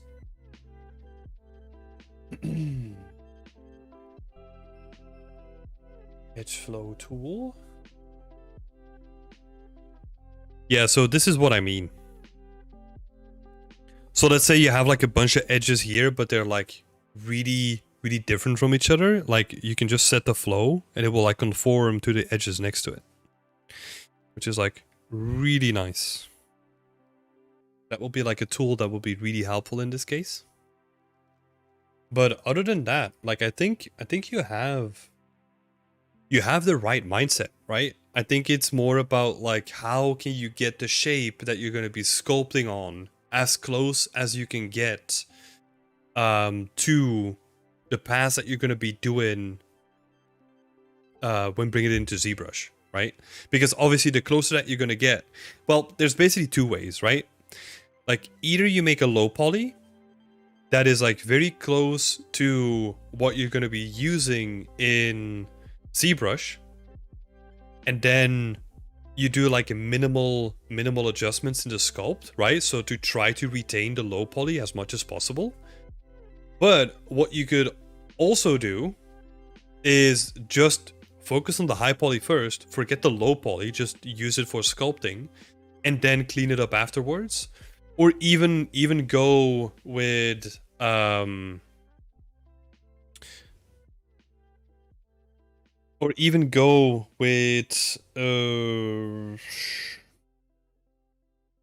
was I gonna say? Kind of lost my train of thought. Let me backtrack a little bit. Got distracted by chat. Sorry. Yeah, so what you would otherwise do is you would focus just on the high poly first, and then just do your entire sculpt, make it look really nice, and then bring it back into Blender and optimize it, or like do it in ZBrush and do it with like Decimation Master to make it like manageable, right? You could do that as well. I think ideally you want like clean topology for this, right? Because it would be nice to show it off.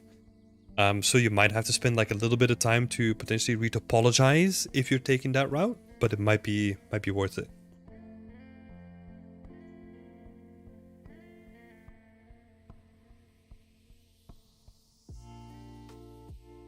But yeah, there's a whole bunch of nice stuff that you can do on here with that.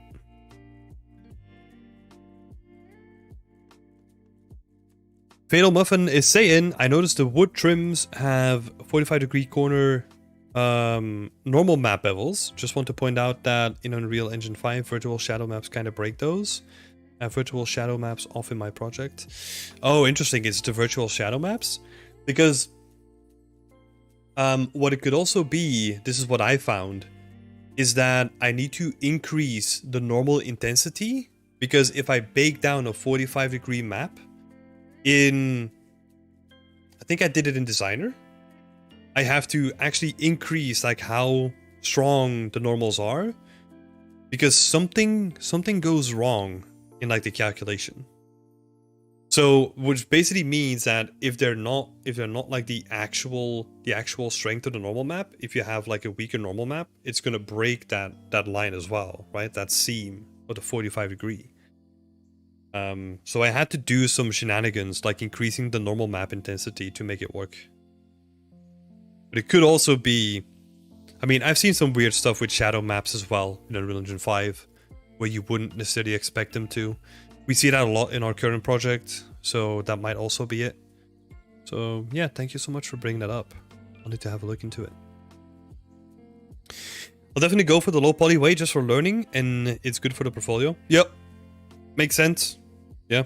In that case, try to get it as close as possible to the final shape, and then only do like small tweaks to like the sculpt, right? That are like easy to mimic in the low poly again. Yeah. It is a very interesting shape though.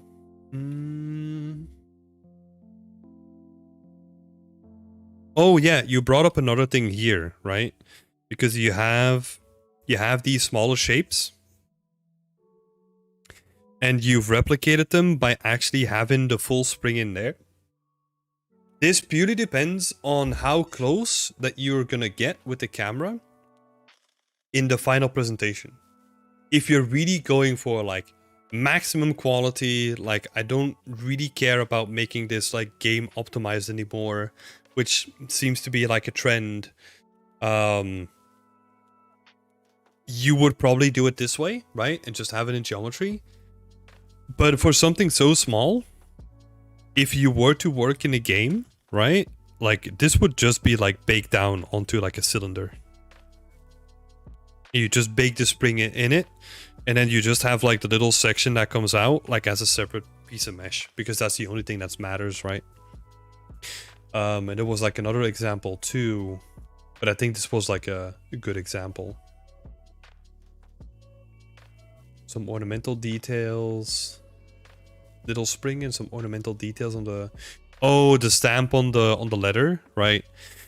So the stamp on the leather parts. Let me bring up the image as well.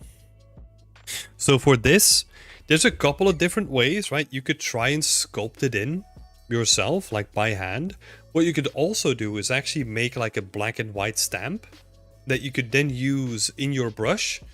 And then it becomes like relatively easy for you to just stamp it in, whether you're doing ZBrush or Substance Designer, or not Substance Designer, Substance Painter, right?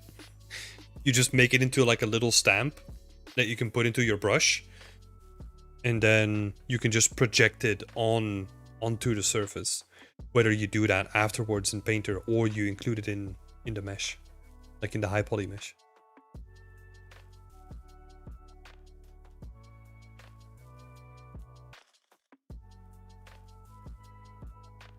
My approach for something like this would probably be Substance Painter, because it is way easier, right?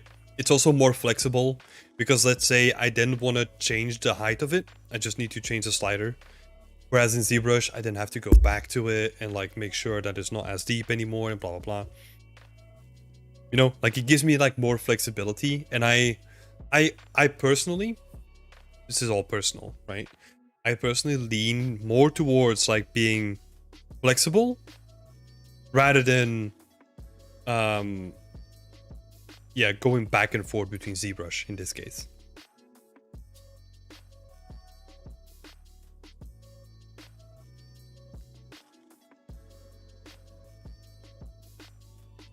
Yeah, the same can be applied for like all these little bits, right? I would all bake them down. Well, from what I see you doing here, like you really want to go for that high quality, right? So maybe you shouldn't bake that down. But yeah, it depends on what quality bar you want to go for, right? How close you want to get. Let's see. I think that was it on the questions, right?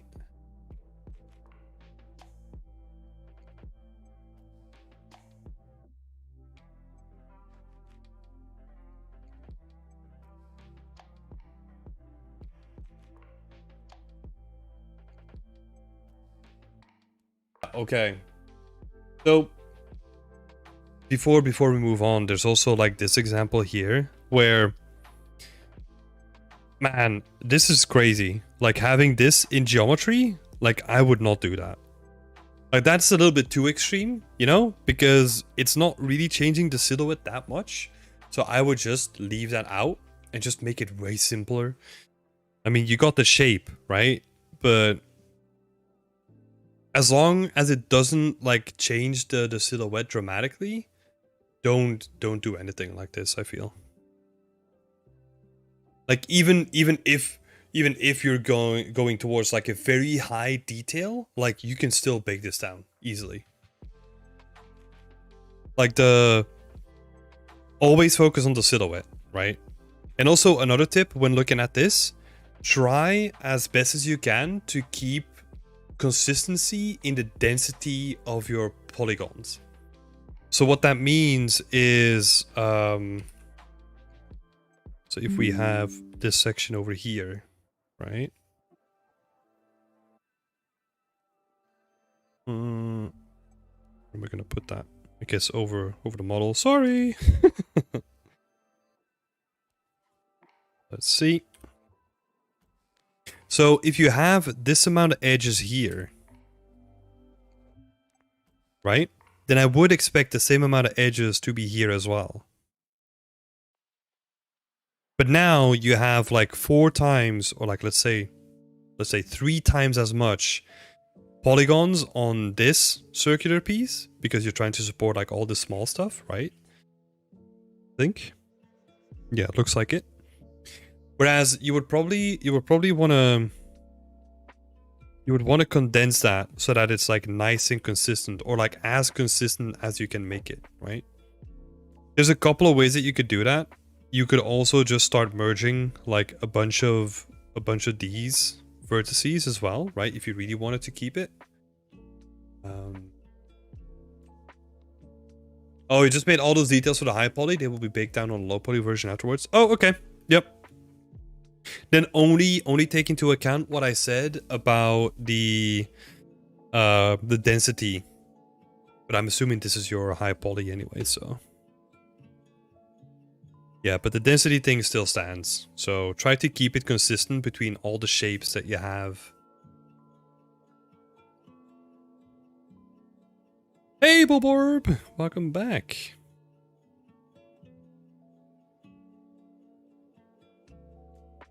Nice. But yeah, great work. I like the attention to details already. You know, that you're really paying attention to like all the small details. That's freaking amazing to see.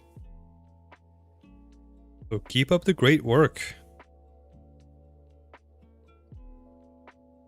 Next, moving on to Jonah.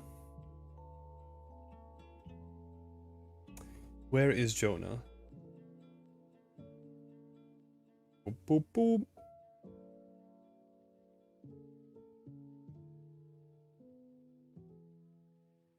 I've changed the position of the gates to make it more obvious. The big sign above the door is planned to be a big cloth banner. I'm also still not sure how long after the battle this takes place, so yeah, that will be subject to change. I also had the idea of repurposing a bit more of the containers in the back as like sort of a makeshift watchtower. Apologies for the terrible lighting. Yeah, that's why I didn't include it in here.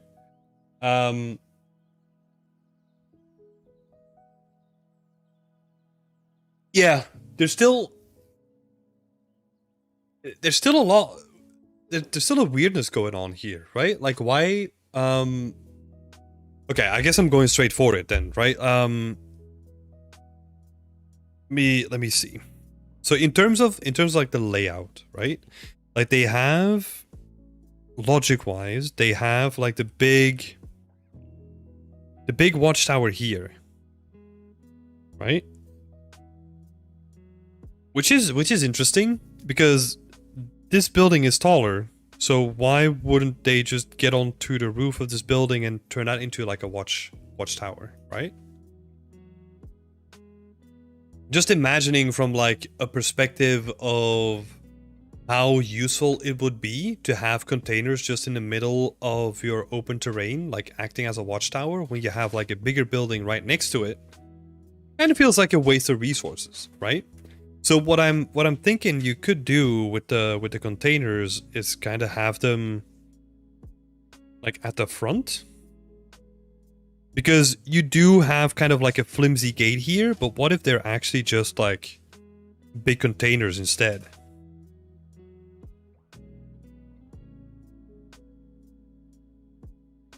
Right? And then you kind of turn that into like a makeshift wall where you can then put on like a little watchtower with like maybe like a bit of fabric on top of it, and maybe there's like a guy sitting on like a chair with like some hastily put up like defenses, you know?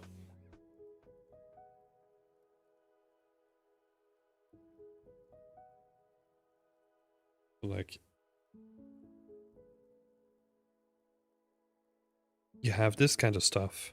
You're kind of trying to make use of like the actual environment, right? So then you could also have like, I don't know, the same thing happening here, right? Where someone put up like a little facility here, drape this up with like protective metal sheets, and then kind of have like another watchtower here.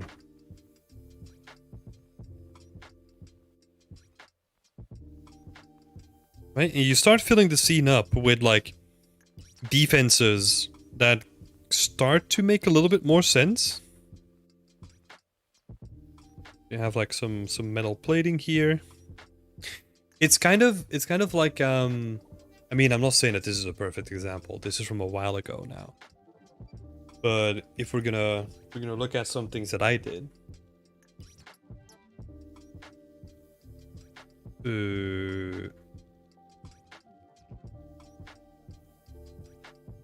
So let's see. Right, so I'll bring up like my scene that I made like 5 years ago, right? So this is old work. And I'm, again, not saying that it's perfect, right? But just in terms of like the structure of what you would expect, right? And like how you can use elements of your scene that look natural and embedded.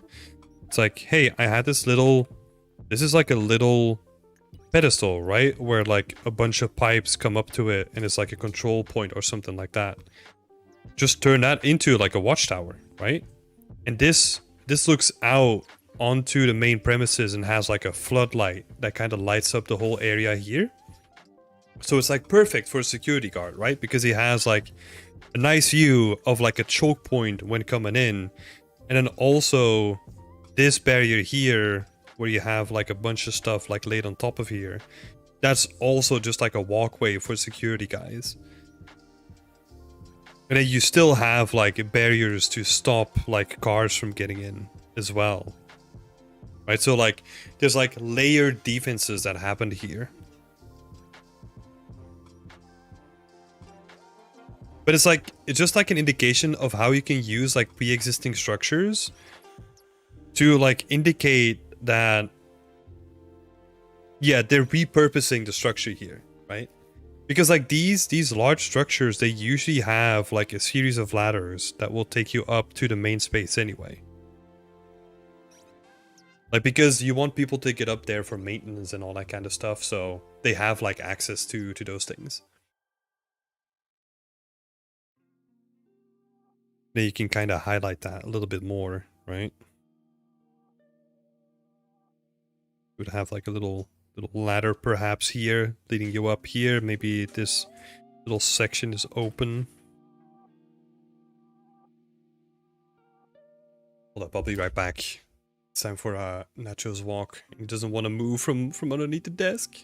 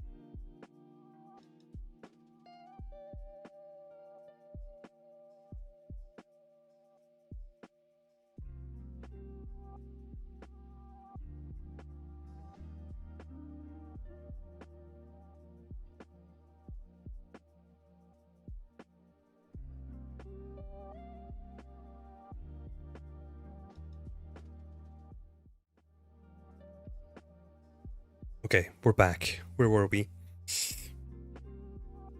So the whole thing of like making this into like a fortified thing, you kind of have to show that this was fortified, right? Even though the defenses are completely broken down, like you still want to kind of showcase that people defended this, like that they're making use of like the structures that they have available to them, right? Like you could have like a couple of searchlights as well to indicate that they're keeping watch of their perimeter. Like you can really turn this into like something really awesome, you know? But you just have to make use of the building and like add stuff on top of it, right? Like build it into something great. Don't just like try to What is the best way that I can explain this? It's like, don't just add stuff on top of it without making the foundation great first, right? Like I would focus on like really building up like defenses on this main building. And then look at like, okay, what else do I need? Because you can do so much cool stuff here. Like the searchlights, and then the searchlights, they kind of have like cables hanging, right? Like they're all connected, and then maybe there's like one of these searchlights that goes down, goes in there. This searchlight connects to this guy. Maybe there's like a thicker bunch of cables that goes down here. And then, I don't know, you can do something really interesting with this as well. Where you could even turn that into... I don't know. You could make it like really cringe, right? You could say like time to die and it's like 12 o'clock or something like that. But it depends on what thing you want to do.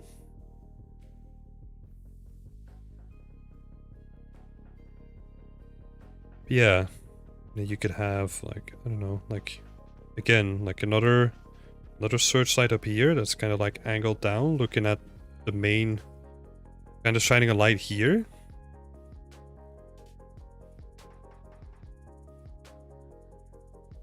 Right, and then just indicating. Does it make sense so far? The apples? Oh, I think it's the apples, right? Kind of hard to keep track sometimes.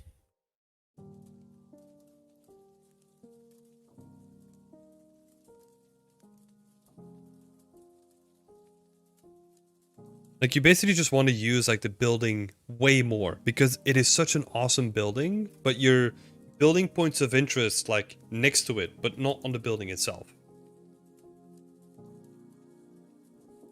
So make it the focal point, right? Make it awesome. Make it look cool.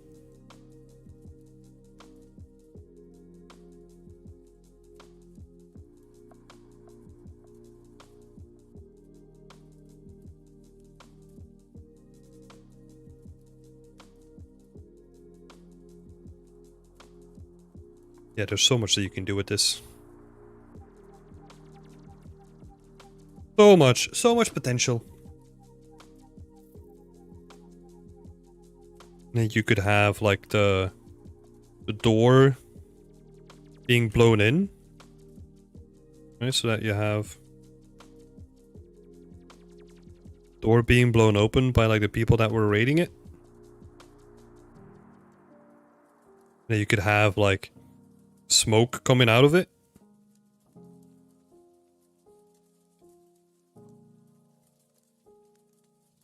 Like indicating that they put like the place on fire.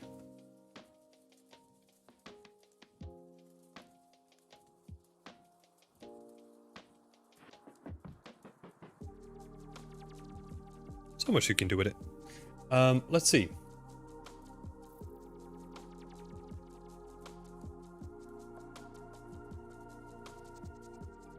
I'm also still not sure how long after the battle this takes place, so yeah. Yeah, you don't have to get too specific on like when exactly it happened, right? You can keep it like very rough. Like if this is like still ongoing, if this is like the aftermath, or if this is like 2 months later, basically when the whole place is just cleaned out. You don't have to be like super specific, just as long as it kind of makes not make sense, but like as long as it kind of like captures like a rough time area, right?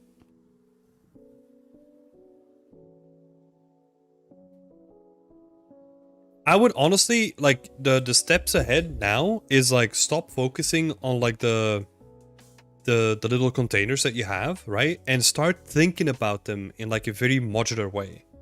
So those planks, not the planks, but like those corrugated metal sheets, right? I would separate them out as like a single mesh and just start placing them all over the scene. Same with the ladder. Have it as a separate mesh. Put them in a couple of places where it makes sense. Same for the container, you know, like start having them as like a separate mesh and start moving them about in Unreal. Because maybe that's also like kind of blocking you at the moment from like filling out your scene. You have to try and make it like, think about it as Lego, right? You're building the individual pieces, and then what you're doing in Unreal is you're putting the pieces together to make like a whole scene again. That's the way that you need to think about this stuff.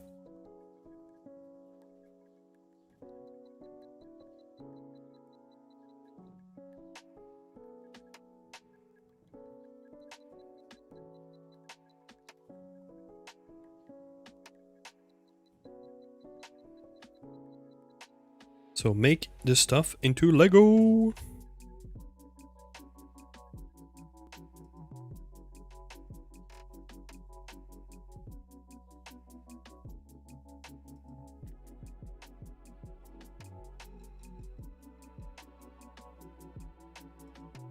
Right.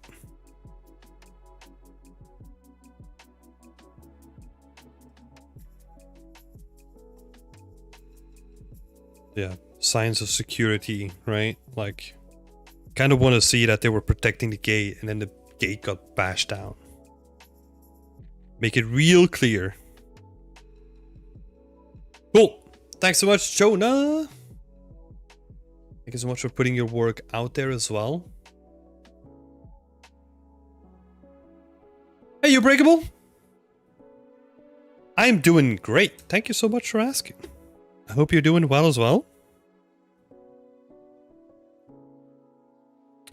Next up, we got Joe Bates. Joe Bates is working on a hydroponics module, which is looking nice. I like the details. I like how it's looking already. Any feedback on lighting, composition, and how I could improve the storytelling? Okay, let's again start with the story, right? Let's start with the story. Hey Andrea. How are you doing? It's been a while. I mean, that's my fault, not yours. It's good to hear from you. Okay, so storytelling in this hydroponic setup is basically really simple. I'm just gonna bounce it back to you, honestly. Like,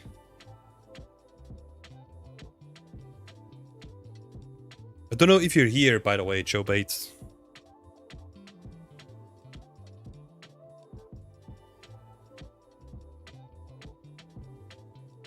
Because my question is, what is a story? Right? Because you started from a concept, which is good, right? Like, awesome choice. Starting from a concept gives you like a lot of the foundational stuff without having to think about it yourself. But then if you talk about like, hey, how can I improve the storytelling? That's where you really need to think about what kind of story you want to tell, right? Because if you're just replicating a concept, you're not necessarily infusing it with a story, right? So I would think about that first. Like, what is the story that you want to convey, right? Because right now it looks great technically, right? But it's not retelling a story. It's like, oh, it's hydroponics and there's a robotic arm, so it's like, yeah, it's running by itself, right? But there's like not really like an indication of where this is, who's running it, no indication whatsoever, right? So that's why I'm asking, like, what is the story at the moment, and what is the story that you're trying to convey?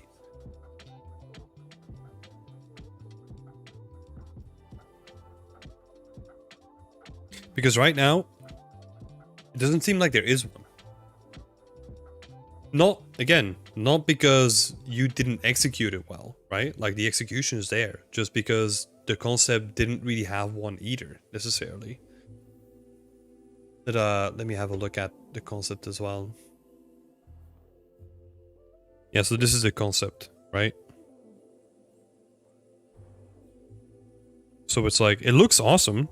I like the look of it, even though it's like a little bit too noisy for my my taste, right? But yeah, there's no real story that you can immediately pick up, right? It's just that it's running by itself. There's a lot of robotics, but yeah. So yeah, I would bounce that question back to you and would ask, like, what is the story here, right? Then on the feedback for the lighting, the composition, let's kind of pack those into two. Because I think the lighting right now is very neutral, and we don't really have a focal point, right? Which kind of goes with the story as well. Because usually the focal point is where we put together like all the narratively interesting stuff, right? So the assets that tell a story, like we're probably gonna put that in the focal point because we want people to see what the story is for this location. But if you don't have a story, you usually don't have a focal point, so you don't know what you need to emphasize when it comes to lighting the environment as well. So yeah, like I always use story as like the foundational aspect of making an environment, and if you don't have that, it becomes really tricky to know how you want to light something in a specific way where it's going to highlight something that you want to be hiding. So yeah, I would say also think about that then first, like what do you want to be the focal point? Like an easy one, like let's make it like really easy, like could be this, right? And then what you could do is like dim these lights and then make sure that the light that's shining on this section is going to be brighter, because then you're getting contrast in the scene, right? So you're focusing, or like you're pushing people to focus on this section. But right now there's nothing here, right? So it's not really worth highlighting in that way because there's nothing there yet. Same for this, right? Like you could maybe do something interesting with the door and like flip it around where you like you have like some light coming from the door or something like that. But again, like you need something to be highlight, to be high lit, right? Because if you say like, hey, look, like I don't wanna bother with the story, like I just want to make a cool looking scene. That's fair enough, right? But then I wouldn't really change all too much to the lighting. Like maybe increase the contrast a little bit more so that the shadows are a little bit darker. That get like a little bit more contrast in the whole scene. That could be interesting. But you see how like the story kind of underlies all of it? So that's why I started with the story first. Let's actually have a look, right? Let's see if we can do like some quick tweaks here.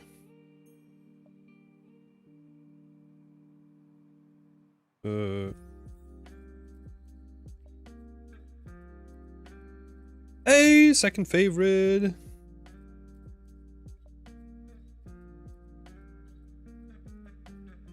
So I'm gonna see if I can like really quickly.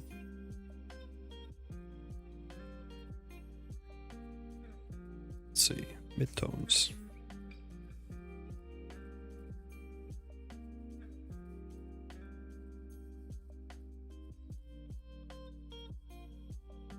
I am gonna do this in very broad strokes, right? But I just wanna let you like see what you can do with like the stuff that's already there. You're just adding like more contrast in the scene in general.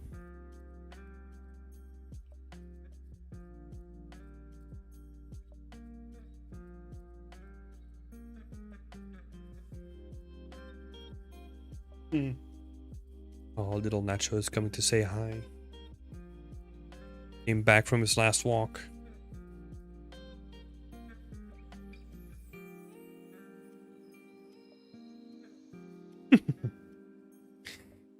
Okay, so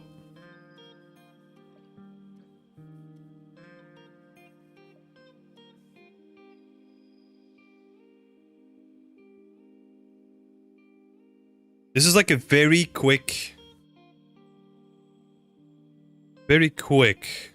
like thing that you can possibly do, right?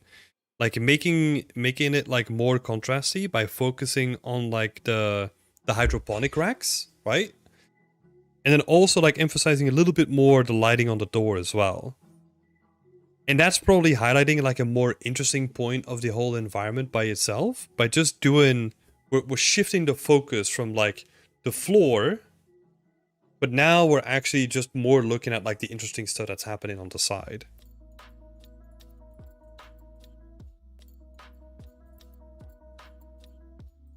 That's probably the way that I would approach it, right? Because there's a lot of interesting detail happening here, so might as well emphasize it, right? What is it doing again?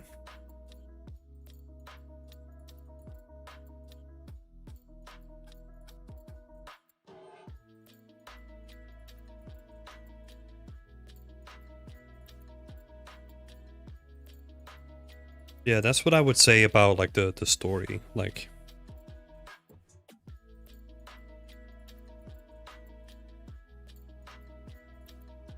what is the story? And that's going to lead you to like a focal point and what to emphasize too.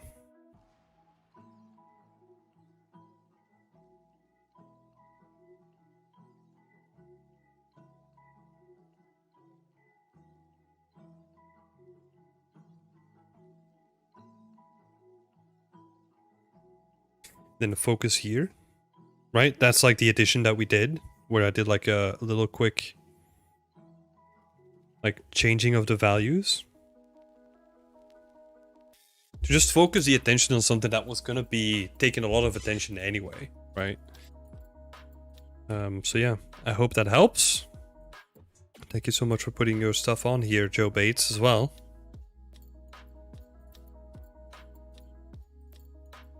And we're going to be moving on to the next one. I think this is going to be a fairly quick one from Jake. Because the main question that I could find here is like, does it look weird? But I think that's just because I'm not following traditional PBR value stuff and it's different from what I've done before. I think I shouldn't be afraid. Yeah, no. I don't think it looks bad at all. I think it looks interesting.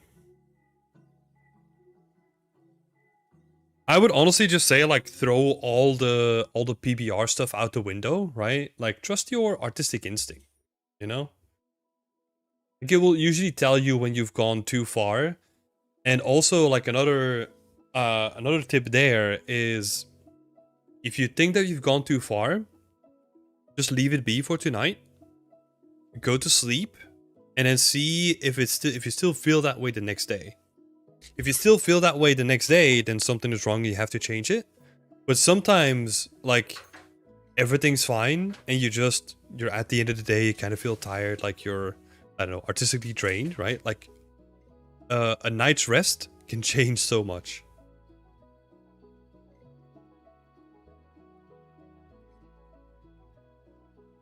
So yeah, I don't think there's anything wrong.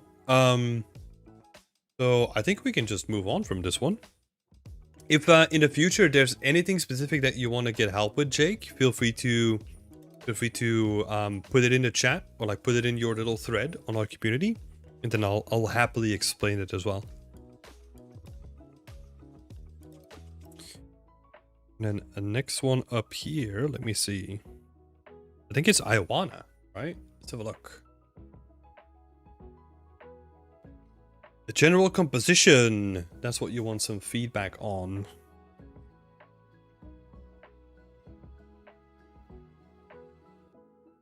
Oh, Jake, you're here. I don't know if you have any questions. We can always like reopen it as well if you want to. I just scanned through like the whole thing and there wasn't really anything specific in there, so. General composition. I'm liking it so far, Iowana, honestly. Let's have a look. The only thing that's kind of weird, but I can kind of see why it's there as well, is just the left of the frame, where you have this little wall section. Oh, not black. Ugh. Like this little section, right? Because it kind of feels like an easy way to go out of the frame again. So I'm kind of wondering Like my gut instinct here tells me that I should put like a blocker here. I'm sorry I wasn't more specific in my question. No, that's good. That's all good. Like the composition is fine. But I kind of want to put some sort of blocker in here. You know, like maybe a tree or like a couple of bushes or something like that, so that you get like a volume here that kind of pushes you more towards that direction.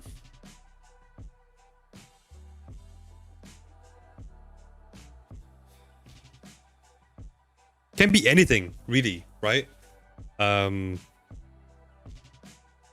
just want to get rid of like this feeling that you can get stuck on this wall and like these lines, they're gonna lead you off the page.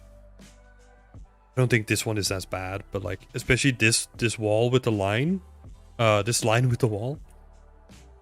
That one is pretty bad. Also because we're talking about contrast too, right? And I just realized that my face partially in a way.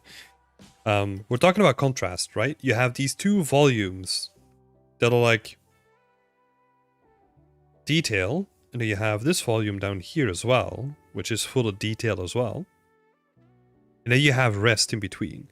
So what that means there is that you get contrast between the two. So our eye is going to be led to it, right? So that's why I'm kind of looking at like, hey, maybe I can put like a blocker here to kind of stop you from looking at it too much. And there's like all kinds of stuff that you can put there, right? Like you could have a tree. You could also have like, I don't know, like the what's the person height here?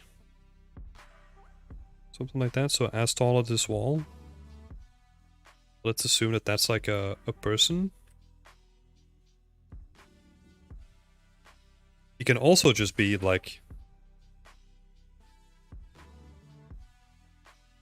it can also just be like the back of like a couple of like these stereotypical like minivans that you see driving around in like Japan all the time, right?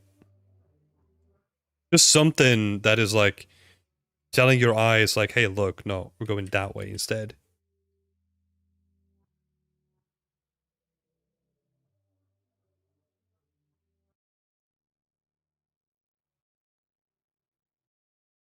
Love the minivan idea. I get a lot of inspiration from Rachel Noy. I don't know if I pronounced her name correctly, but like she did an article for us like a while, oh my god, a couple of years ago now. But I love her work because it kind of has like the same painterly kind of style, and it's also like very Japanese most of the time, right? So like this little section, that's where that just immediately where my inspiration went. I was like, some cars like this would be awesome. Yeah,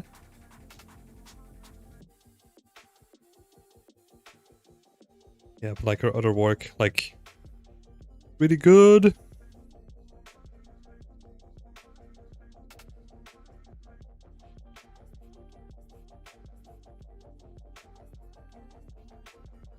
But the rest of it is really nice. I also like that you got like some sort of like a triangle here, right? With the big building in the back.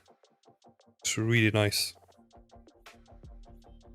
I love the vibes already, you know, like the sky dome as well. It's really cool. I love the style. I gotta say it. Like, I love that you experimented with this on like the solo challenge, and then we're like, hey, fuck it, I'm gonna go all in, you know, because I'm just gonna explore like this shader idea to the max. So I love to see it.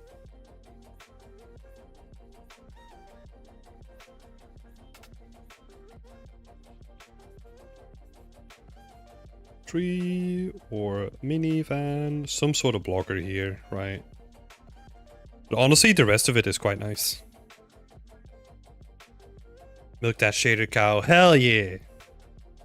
Hey, if it works, you know. Plus, it looks like a lot of fun too. And Jay is saying that the annoying thing I find is that the wall is hard to see where the corner is, which really throws me off. Not sure if you could be... not sure if it could be nice to have a value change on the front-facing wall. That's actually an interesting one. I can see what you're saying, right? And maybe that's also where the blocker comes in, right? To indicate that that's where the wall is. Yeah.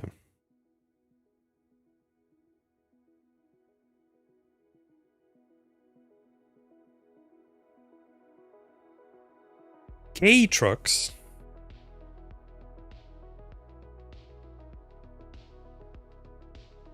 Sorry, little plane. K-trucks. That's awesome. Thank you so much for sharing that, Benno. I didn't know that at all.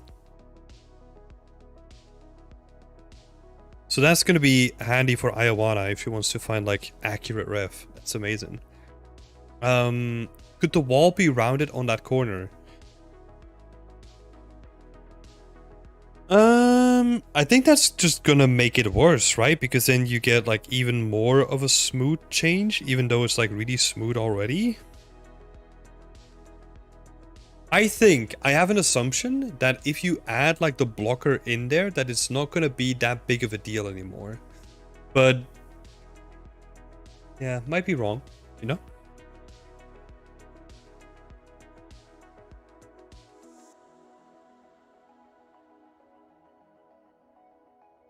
Or, you know what you... I don't know how far you can do this with your shader style, right? But what if you cheat? What if you actually make this out of, like, 2 separate blocks? And, like, one of them just slightly sticks out so that you get, like, this outline that you have on the bigger buildings, but on this section of the wall too? Because I think that would be enough, right? Just a small outline.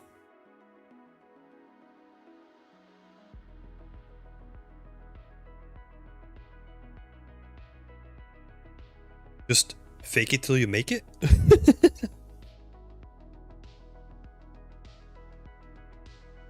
And that could work as well. I think you can find a way. Because I like all the outlines that you have going on. Looks really nice. Great stuff, Iowana. Yeah, I really don't have anything to add here. Like, apart from, like, the stuff on the left. That's the only thing that really jumped out to me. I like the rest of it. I think it would also be interesting to experiment with... I don't know, I was about to say, like, maybe more depth, but I feel like that's the charm of the art style, right? Where it's, like, super flat in terms of, like, atmospheric depth. I don't know. I'm sure that you're gonna have fun with that, and we'll talk about that later. Thank you very much. No worries. Thank you for posting your work as well. I'm gonna add this to your little thread, like, after the session as well. I'll save it all out. And moving straight on, we're gonna go to Generius. Where are you? Here is Generius.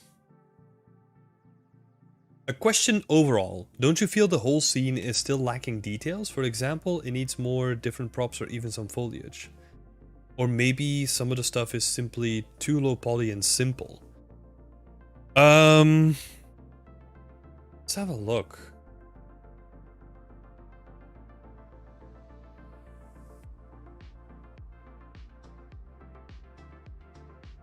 I think a lot of it honestly comes down from, like, visual complexity. As in, like, if you look at the... That's it.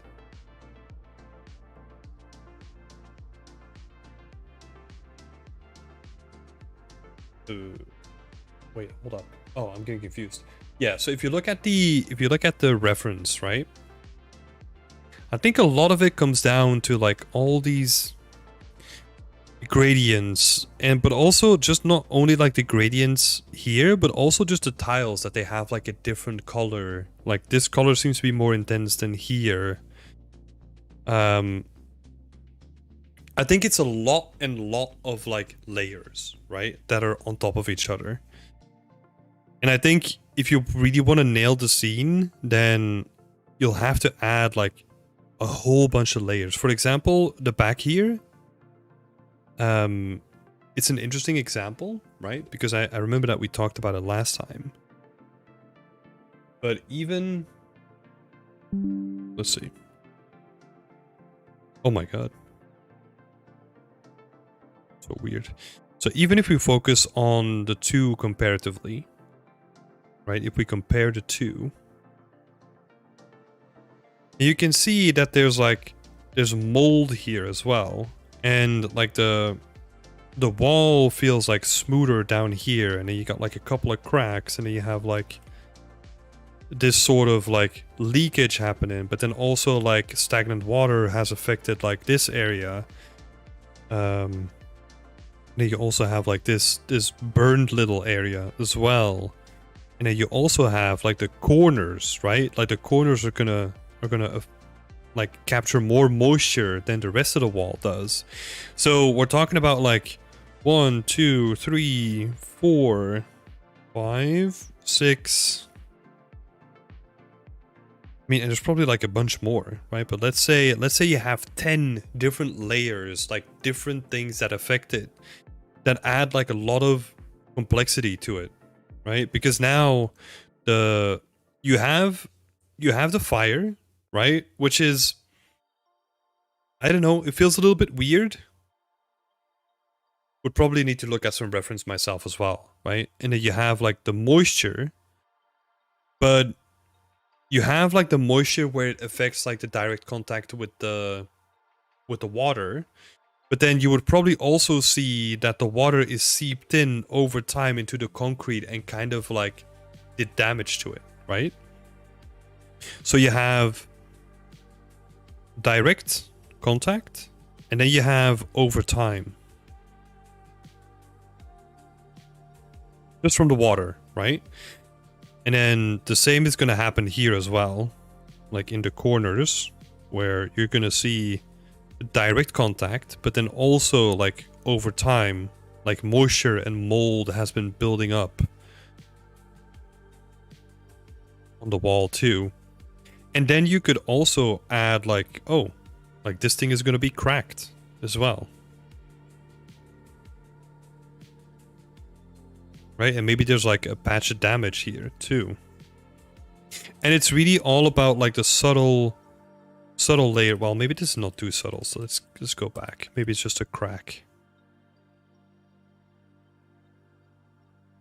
Right, but it's more about like these additional layers. And that's also because the environment itself is relatively simple in terms of like, it's basically just a box, right? So that means that you have to pay a lot of attention to like all the layers that happen. Like really go look at like, I don't know where you live, right? But like have a look at like nearby tunnels, right? Like maybe you have some like underground parking lots, tunnels that go underneath the water, or like just like these footway tunnels underneath like the river or something like that. Whatever basically abandoned place that you can get into, and you can have a look at like how things over time get affected by like moisture and like water and all that kind of stuff. Because yeah, it's just like a lot of layering, right? Same thing for the graffiti on top of the wall. This feels like really pristine graffiti. That graffiti probably has been there for a long time, so I wouldn't expect it to be like pristine. Like you're probably gonna see like the cracks of the concrete like shining through it again, right? Or maybe there's like patches of it missing. And it's really all in the details. Like the devil is always in the details with this stuff.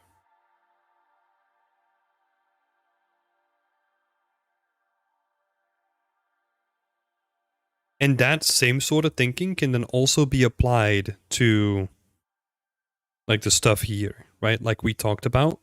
Like I mean, the graffiti for one, like it's too pristine again.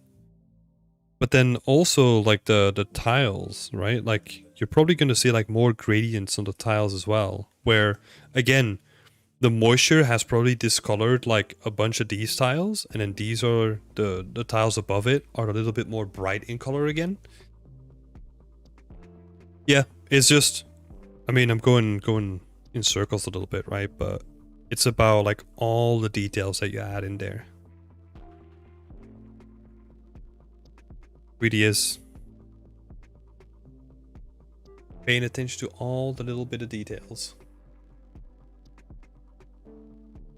Maybe having a look at how the division itself did it, right? There's probably like some good examples in there.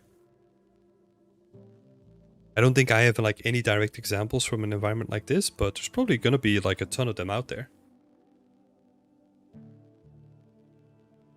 And yeah, I mean, last thing I'll say, you can apply the same thing here, right? Like this metal is gonna be like very moldy or like very rusted just from the bottom up because it's been soaked in water like for years, right? So you're gonna see that as well.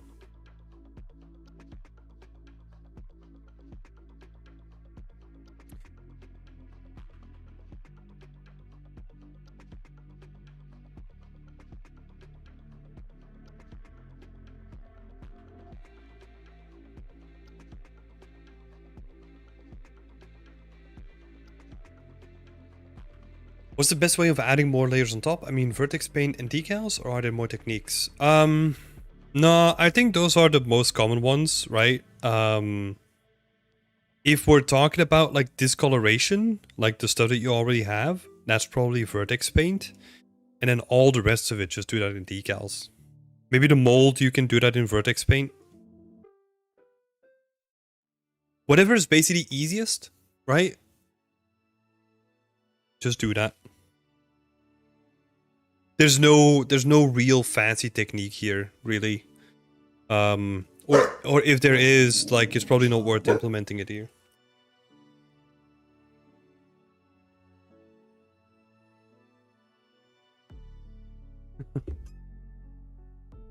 Got it, thank you. No worries.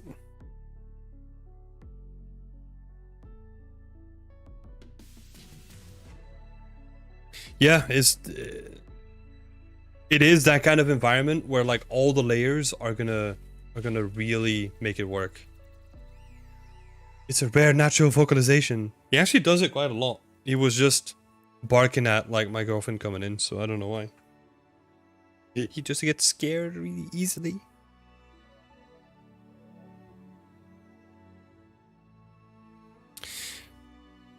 All right. Fatal Muffin! Nice name. And I think also your first time posting, so thank you so much. And sorry for the wait. I know that it's a long session today. Let's have a look.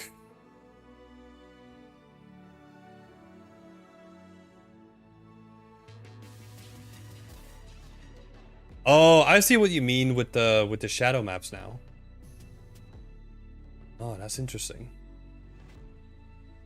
Interesting. Let's have a look. I'm looking mainly for material, texturing, and general style feedback. I'm feeling a bit lost between the realism / stylization, and in general want to push things more stylized. I think honestly what you're doing right now is really working. So just keep doing what you're doing. When it comes to the stylization versus realism selection, right? I would just keep doing what you're doing here because it is really working. So yeah, I wouldn't really overthink it, you know.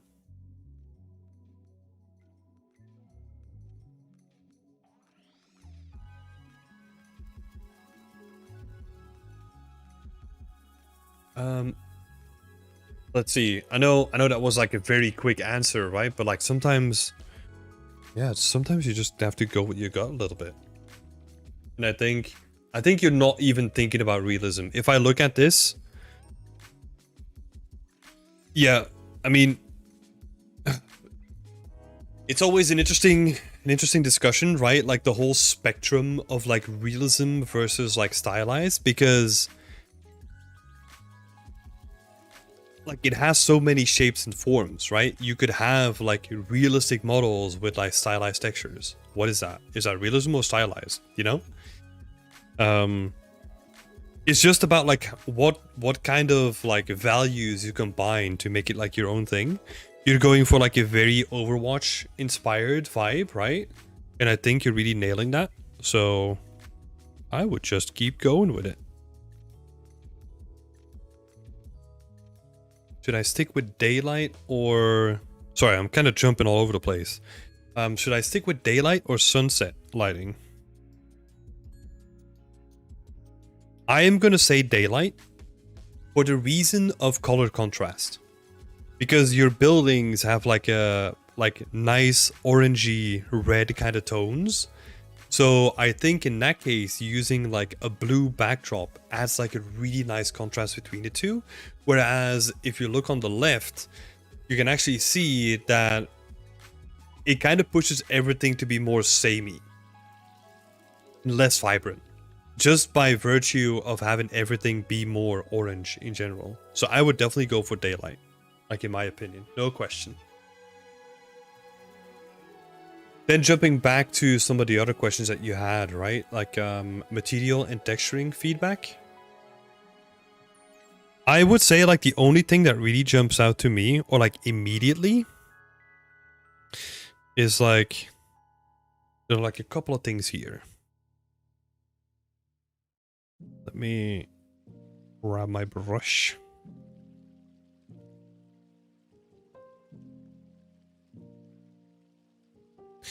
So first of all, this texture here.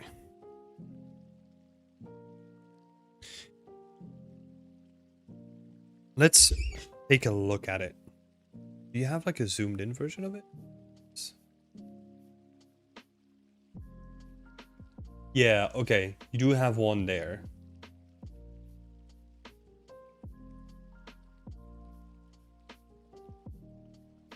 It's interesting.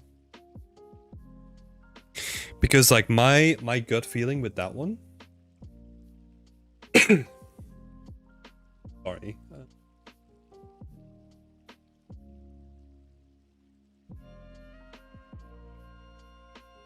Yeah, okay. So my gut feeling with this one is that the base color, even though it's not really showing in the other one that you had, so maybe you changed it in the meantime. But the base color feels too much like it's a gradient map.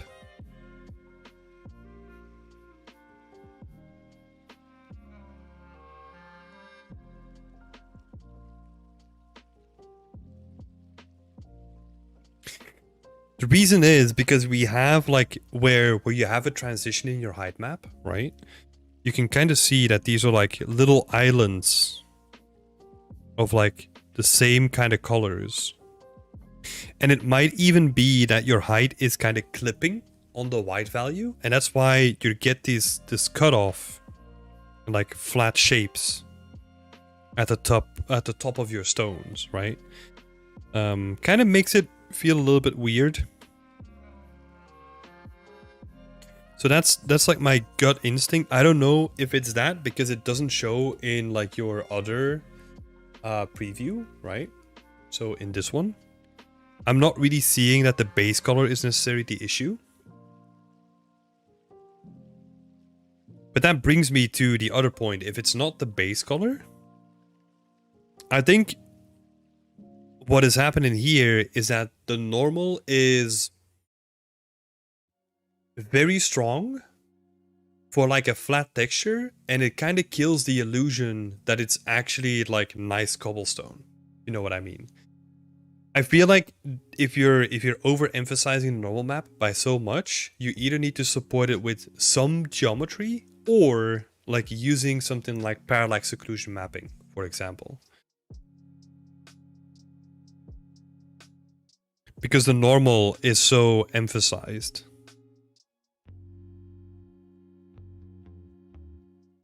So either like turning down the normal, right? So tweaking and turning down the normal. Or number 2 is, well, I'm gonna start with POM first. And then maybe, I'm not, nah. I mean, I'll add it in here, but I think I definitely don't want you to do it this way. Like if you can't fix it in POM. I don't think it's the AO map. I don't think there's anything wrong with like the actual... Well, let's see. It is just the strength of the... What's the word for it? Like the normal map is basically trying to do too much of the heavy lifting at this point. That's what it kind of feels like. So I think if you make it like less intense, it's also going to blend in with the other textures as well. And then maybe if you tweak the base color too, that's going to solve like a bit of the issue too. I'm just going to remove this because it's a stupid suggestion. So either like turning it down or like adding POM to like the texture as well. Parallax occlusion mapping, by the way. I know that sometimes I just keep moving on with these fancy terms, so...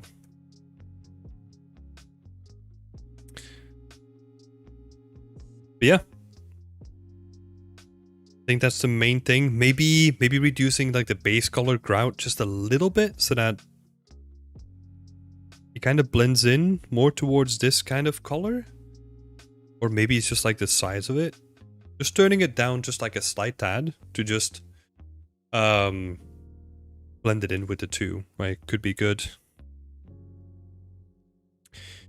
One thing that might also be worth a try, I'm kind of going from like texture to texture, right?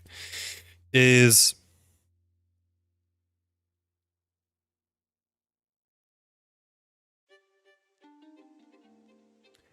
this kind of feels like a little bit low res compared to the one next to it. Well, compared to the two next to it actually, right? And it also feels, because this is like a silhouette, right? This is like the edge of the road where you can kind of see onto the silhouette. I'm kind of expecting like a little bit of geometry here where you can kind of see that the edges are like slightly cut in. Right? You could still do that on top of the title board as well, right? Just slightly adding like little bits of geometry is really going to help you sell the edge of the road.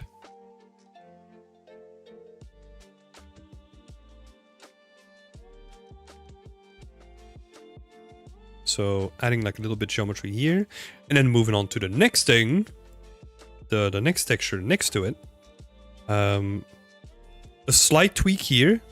But try to increase. There's actually 2 suggestions here. So I would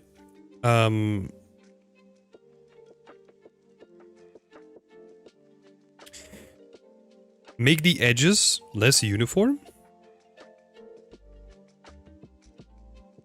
Because now you have like a lot of small chips on the edges. But they kind of disappear like really quick. So I think just overemphasizing them a little bit more could really help here. Like this kind of size works really well, you know, because you can still see it from a distance and it adds like a nice bit of like chunkiness to the tiles. But sometimes just having like one of them cut out and then one of them has like a bigger gap. You know, like it's like a little bit.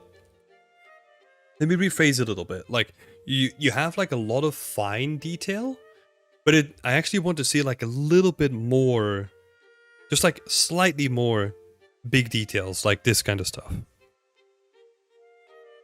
And then also like another tip here is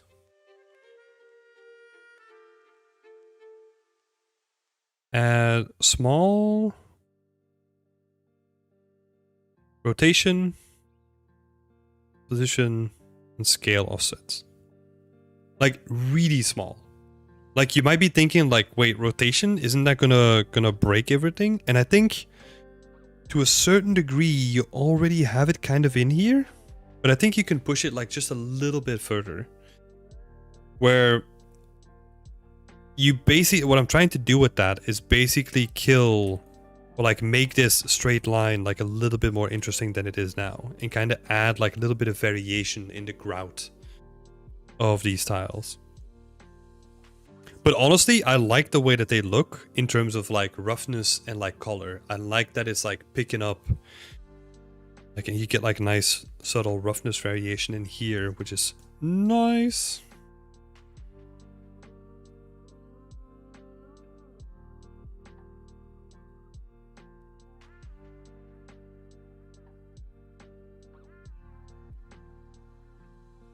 Yep. Yes, yes. I'm just enjoying the view, you know? Just enjoying the view. No, it looks really cool. I like it. I do really like it.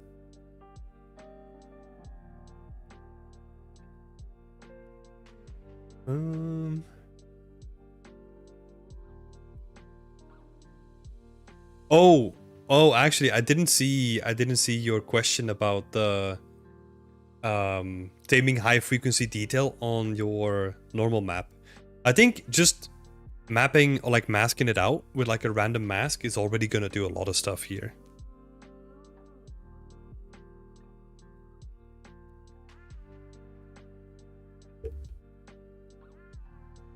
But yeah, I like it. Great job so far. I would say keep it going. Like this is really nice. Really nice. And like always try to massage things together, right? Like oftentimes when I talk about like massaging things together, it's very subtle stuff. Like where you have like this example, right? Where you have like the grout that looks like slightly more intense on one texture than compared to the other. It's small stuff. Like, and that's a good thing, right? Because when I'm nitpicking, that means that the foundations of the scene are like very strong already. So, yeah. Keep it up, Fatal Muffin. Keep it up. I would say one last thing, and this has nothing to do with like anything that you asked me for, right? But I'm gonna deviate like a little bit. Like, think about where you're leading people to, right? Like what the focal point is gonna be. Because I feel like a lot of it is leading you towards this promenade, right? But there's nothing at the end of it. So maybe what could be cool is having like statue on here or something, right? Well, maybe not that big.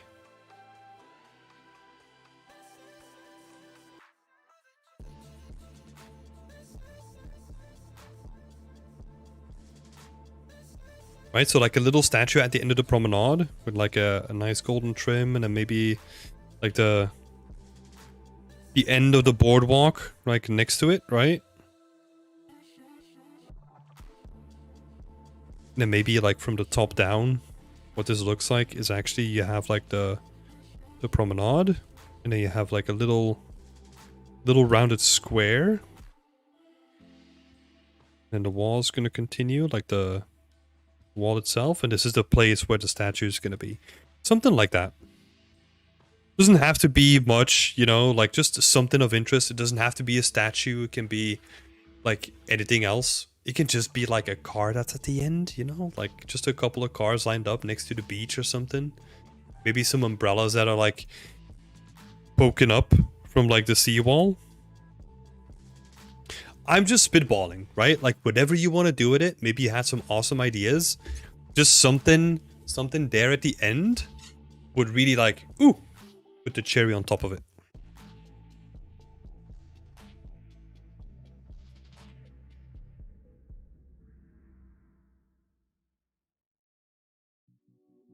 Thank you so much for sharing your work as well, and thank you for participating too. Really appreciate it, and welcome to the community. This is awesome. I'm looking forward. I'm looking forward to seeing more of this. It's gonna be great. Give me lots to focus on. In love with the composition and texturing ideas. That's awesome. Glad you like him. Last two here. We got Eloy. Eloy, what have you been doing? Let's have a look. I think my advice is gonna probably be in line with what Iowana was saying as well. You just really gotta pump it up, right? Like I actually added this in here because I just wanted to see, I just wanted to give you the example of like what a stark contrast you're gonna be working with, right? So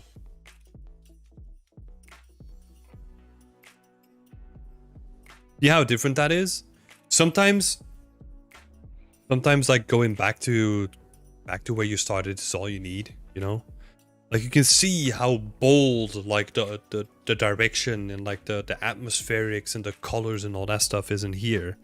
Like you really need to like push it up. Like a tip here would be, and this is commonly used, right?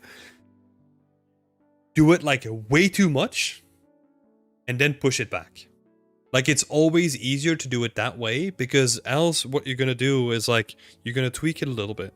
And then maybe, it's not there yet. You're going to tweak it a little bit. Just go crazy. Like, push it to, like, in your case, 400%. I don't know what the percentage stands for, but, like, really push it a lot.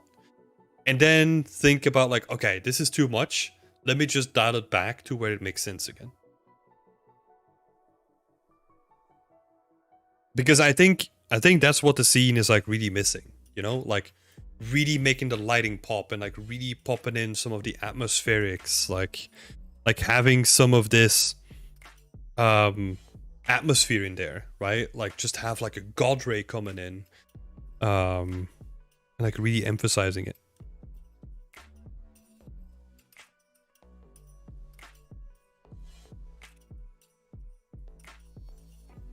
Because you've done such a great job, you know? Like it's time to show it off now. Let's go.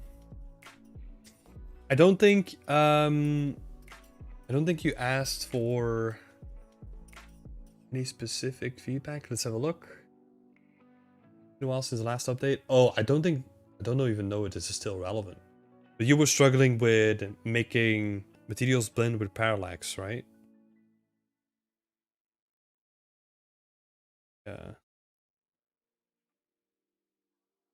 Is that still the case, Eloy? I don't know if you're still here.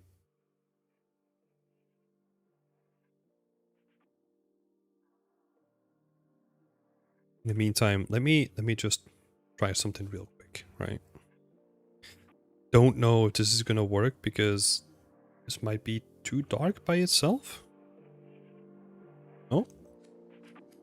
Oh no, this might work.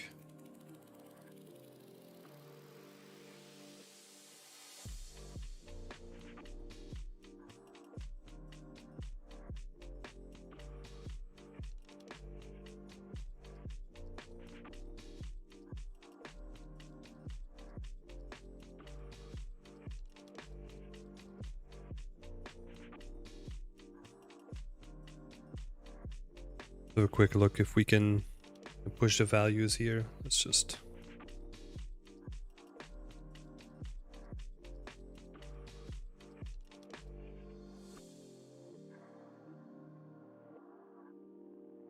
Oh, yeah. Yes, now we're getting somewhere.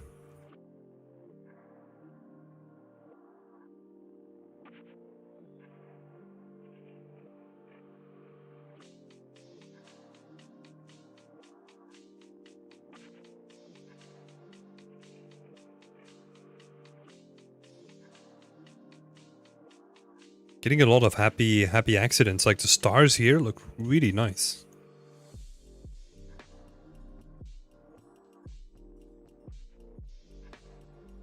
I don't think Eloy is still here, but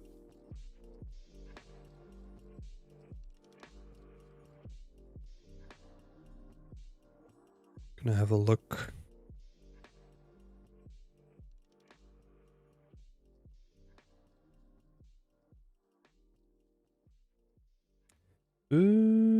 Where's my...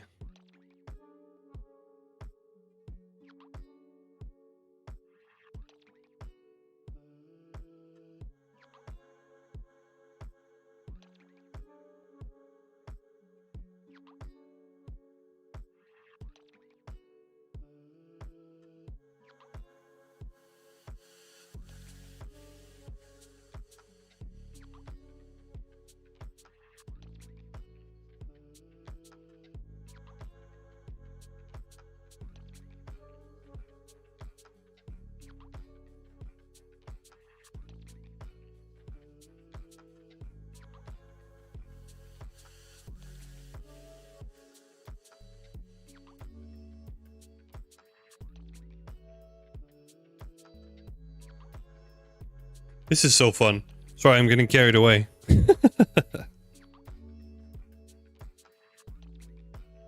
Yeah, I mean, it's a quick example, right, of what you can do. Like if you go back to the original and then we look at this.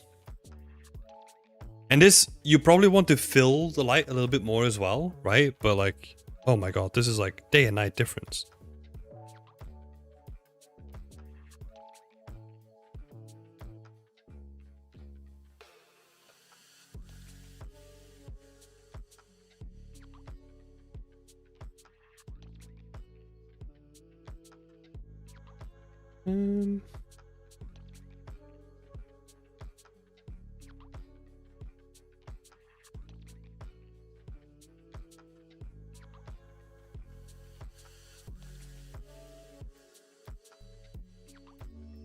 Yeah, you could easily keep pushing this.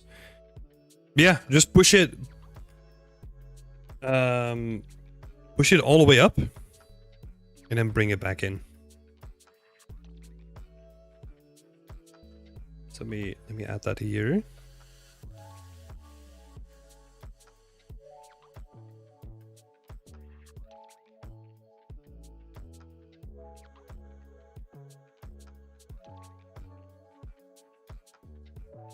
And then dial it back.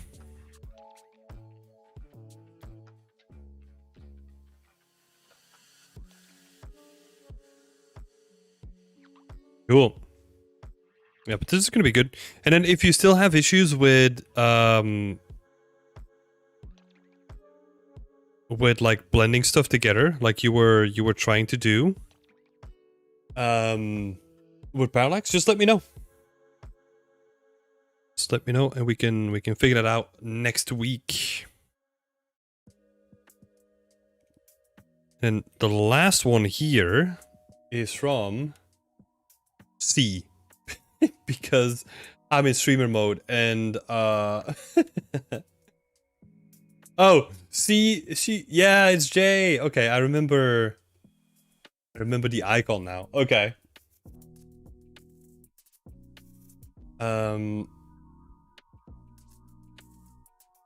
Push my texturing. Thank you for any advice in advance. Okay, so no real specific advice then. And in the meantime, he's already been pushing like some really cool material renders. So I don't think we really need to talk about this too much. I don't really have too much to say about it anyway. But I do want to show this off though. So let's bring this up here. This is looking awesome. Yeah, some test materials.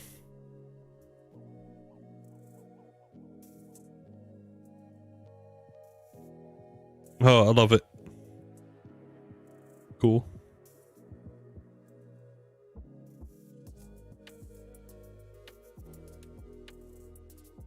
Oh, that wood is starting to look juicy, like the texturing on it. Really nice. Yeah, I don't really have too much to say on that end then. Like, it's just, yeah. I mean, it changed already, like, in the last hour that we looked at it, so... Curious to see how it's going to be evolving in the next week then, because this is looking real nice. I would say just keep it up, you know? It's awesome. Okay, and with that said, this was a really long session. I want to thank everyone for posting their work We've seen like a lot of really cool pieces today. So thank you so much for posting your work. Welcome to all the new people that have since joining the community already posted their work themselves. Like, it's awesome to see you here. And yeah, keep doing what you're doing. I'll be here next week again to give you like more feedback if you wanted to. So feel free. Oh, what's going to happen for the new people is what I'll do is I'll post all of this in your little thread on the community. And what I'll then do is I'll remove the tag, like the WIP Wednesday tag. So if you want feedback again, make sure to re-tag it for next week. And yeah, that's all I'll say. Thank you so much for all being here. Everyone is already beating second favorite in speed. It's not a sprint. Come on, we're all in this together. But yeah, like I'll probably see a lot of you next week. So I'm looking forward to seeing the advancements in all the cool scenes. And again, thank you so much for posting your work. And I'll see you, next week. Stay creative, everybody. Have a nice evening.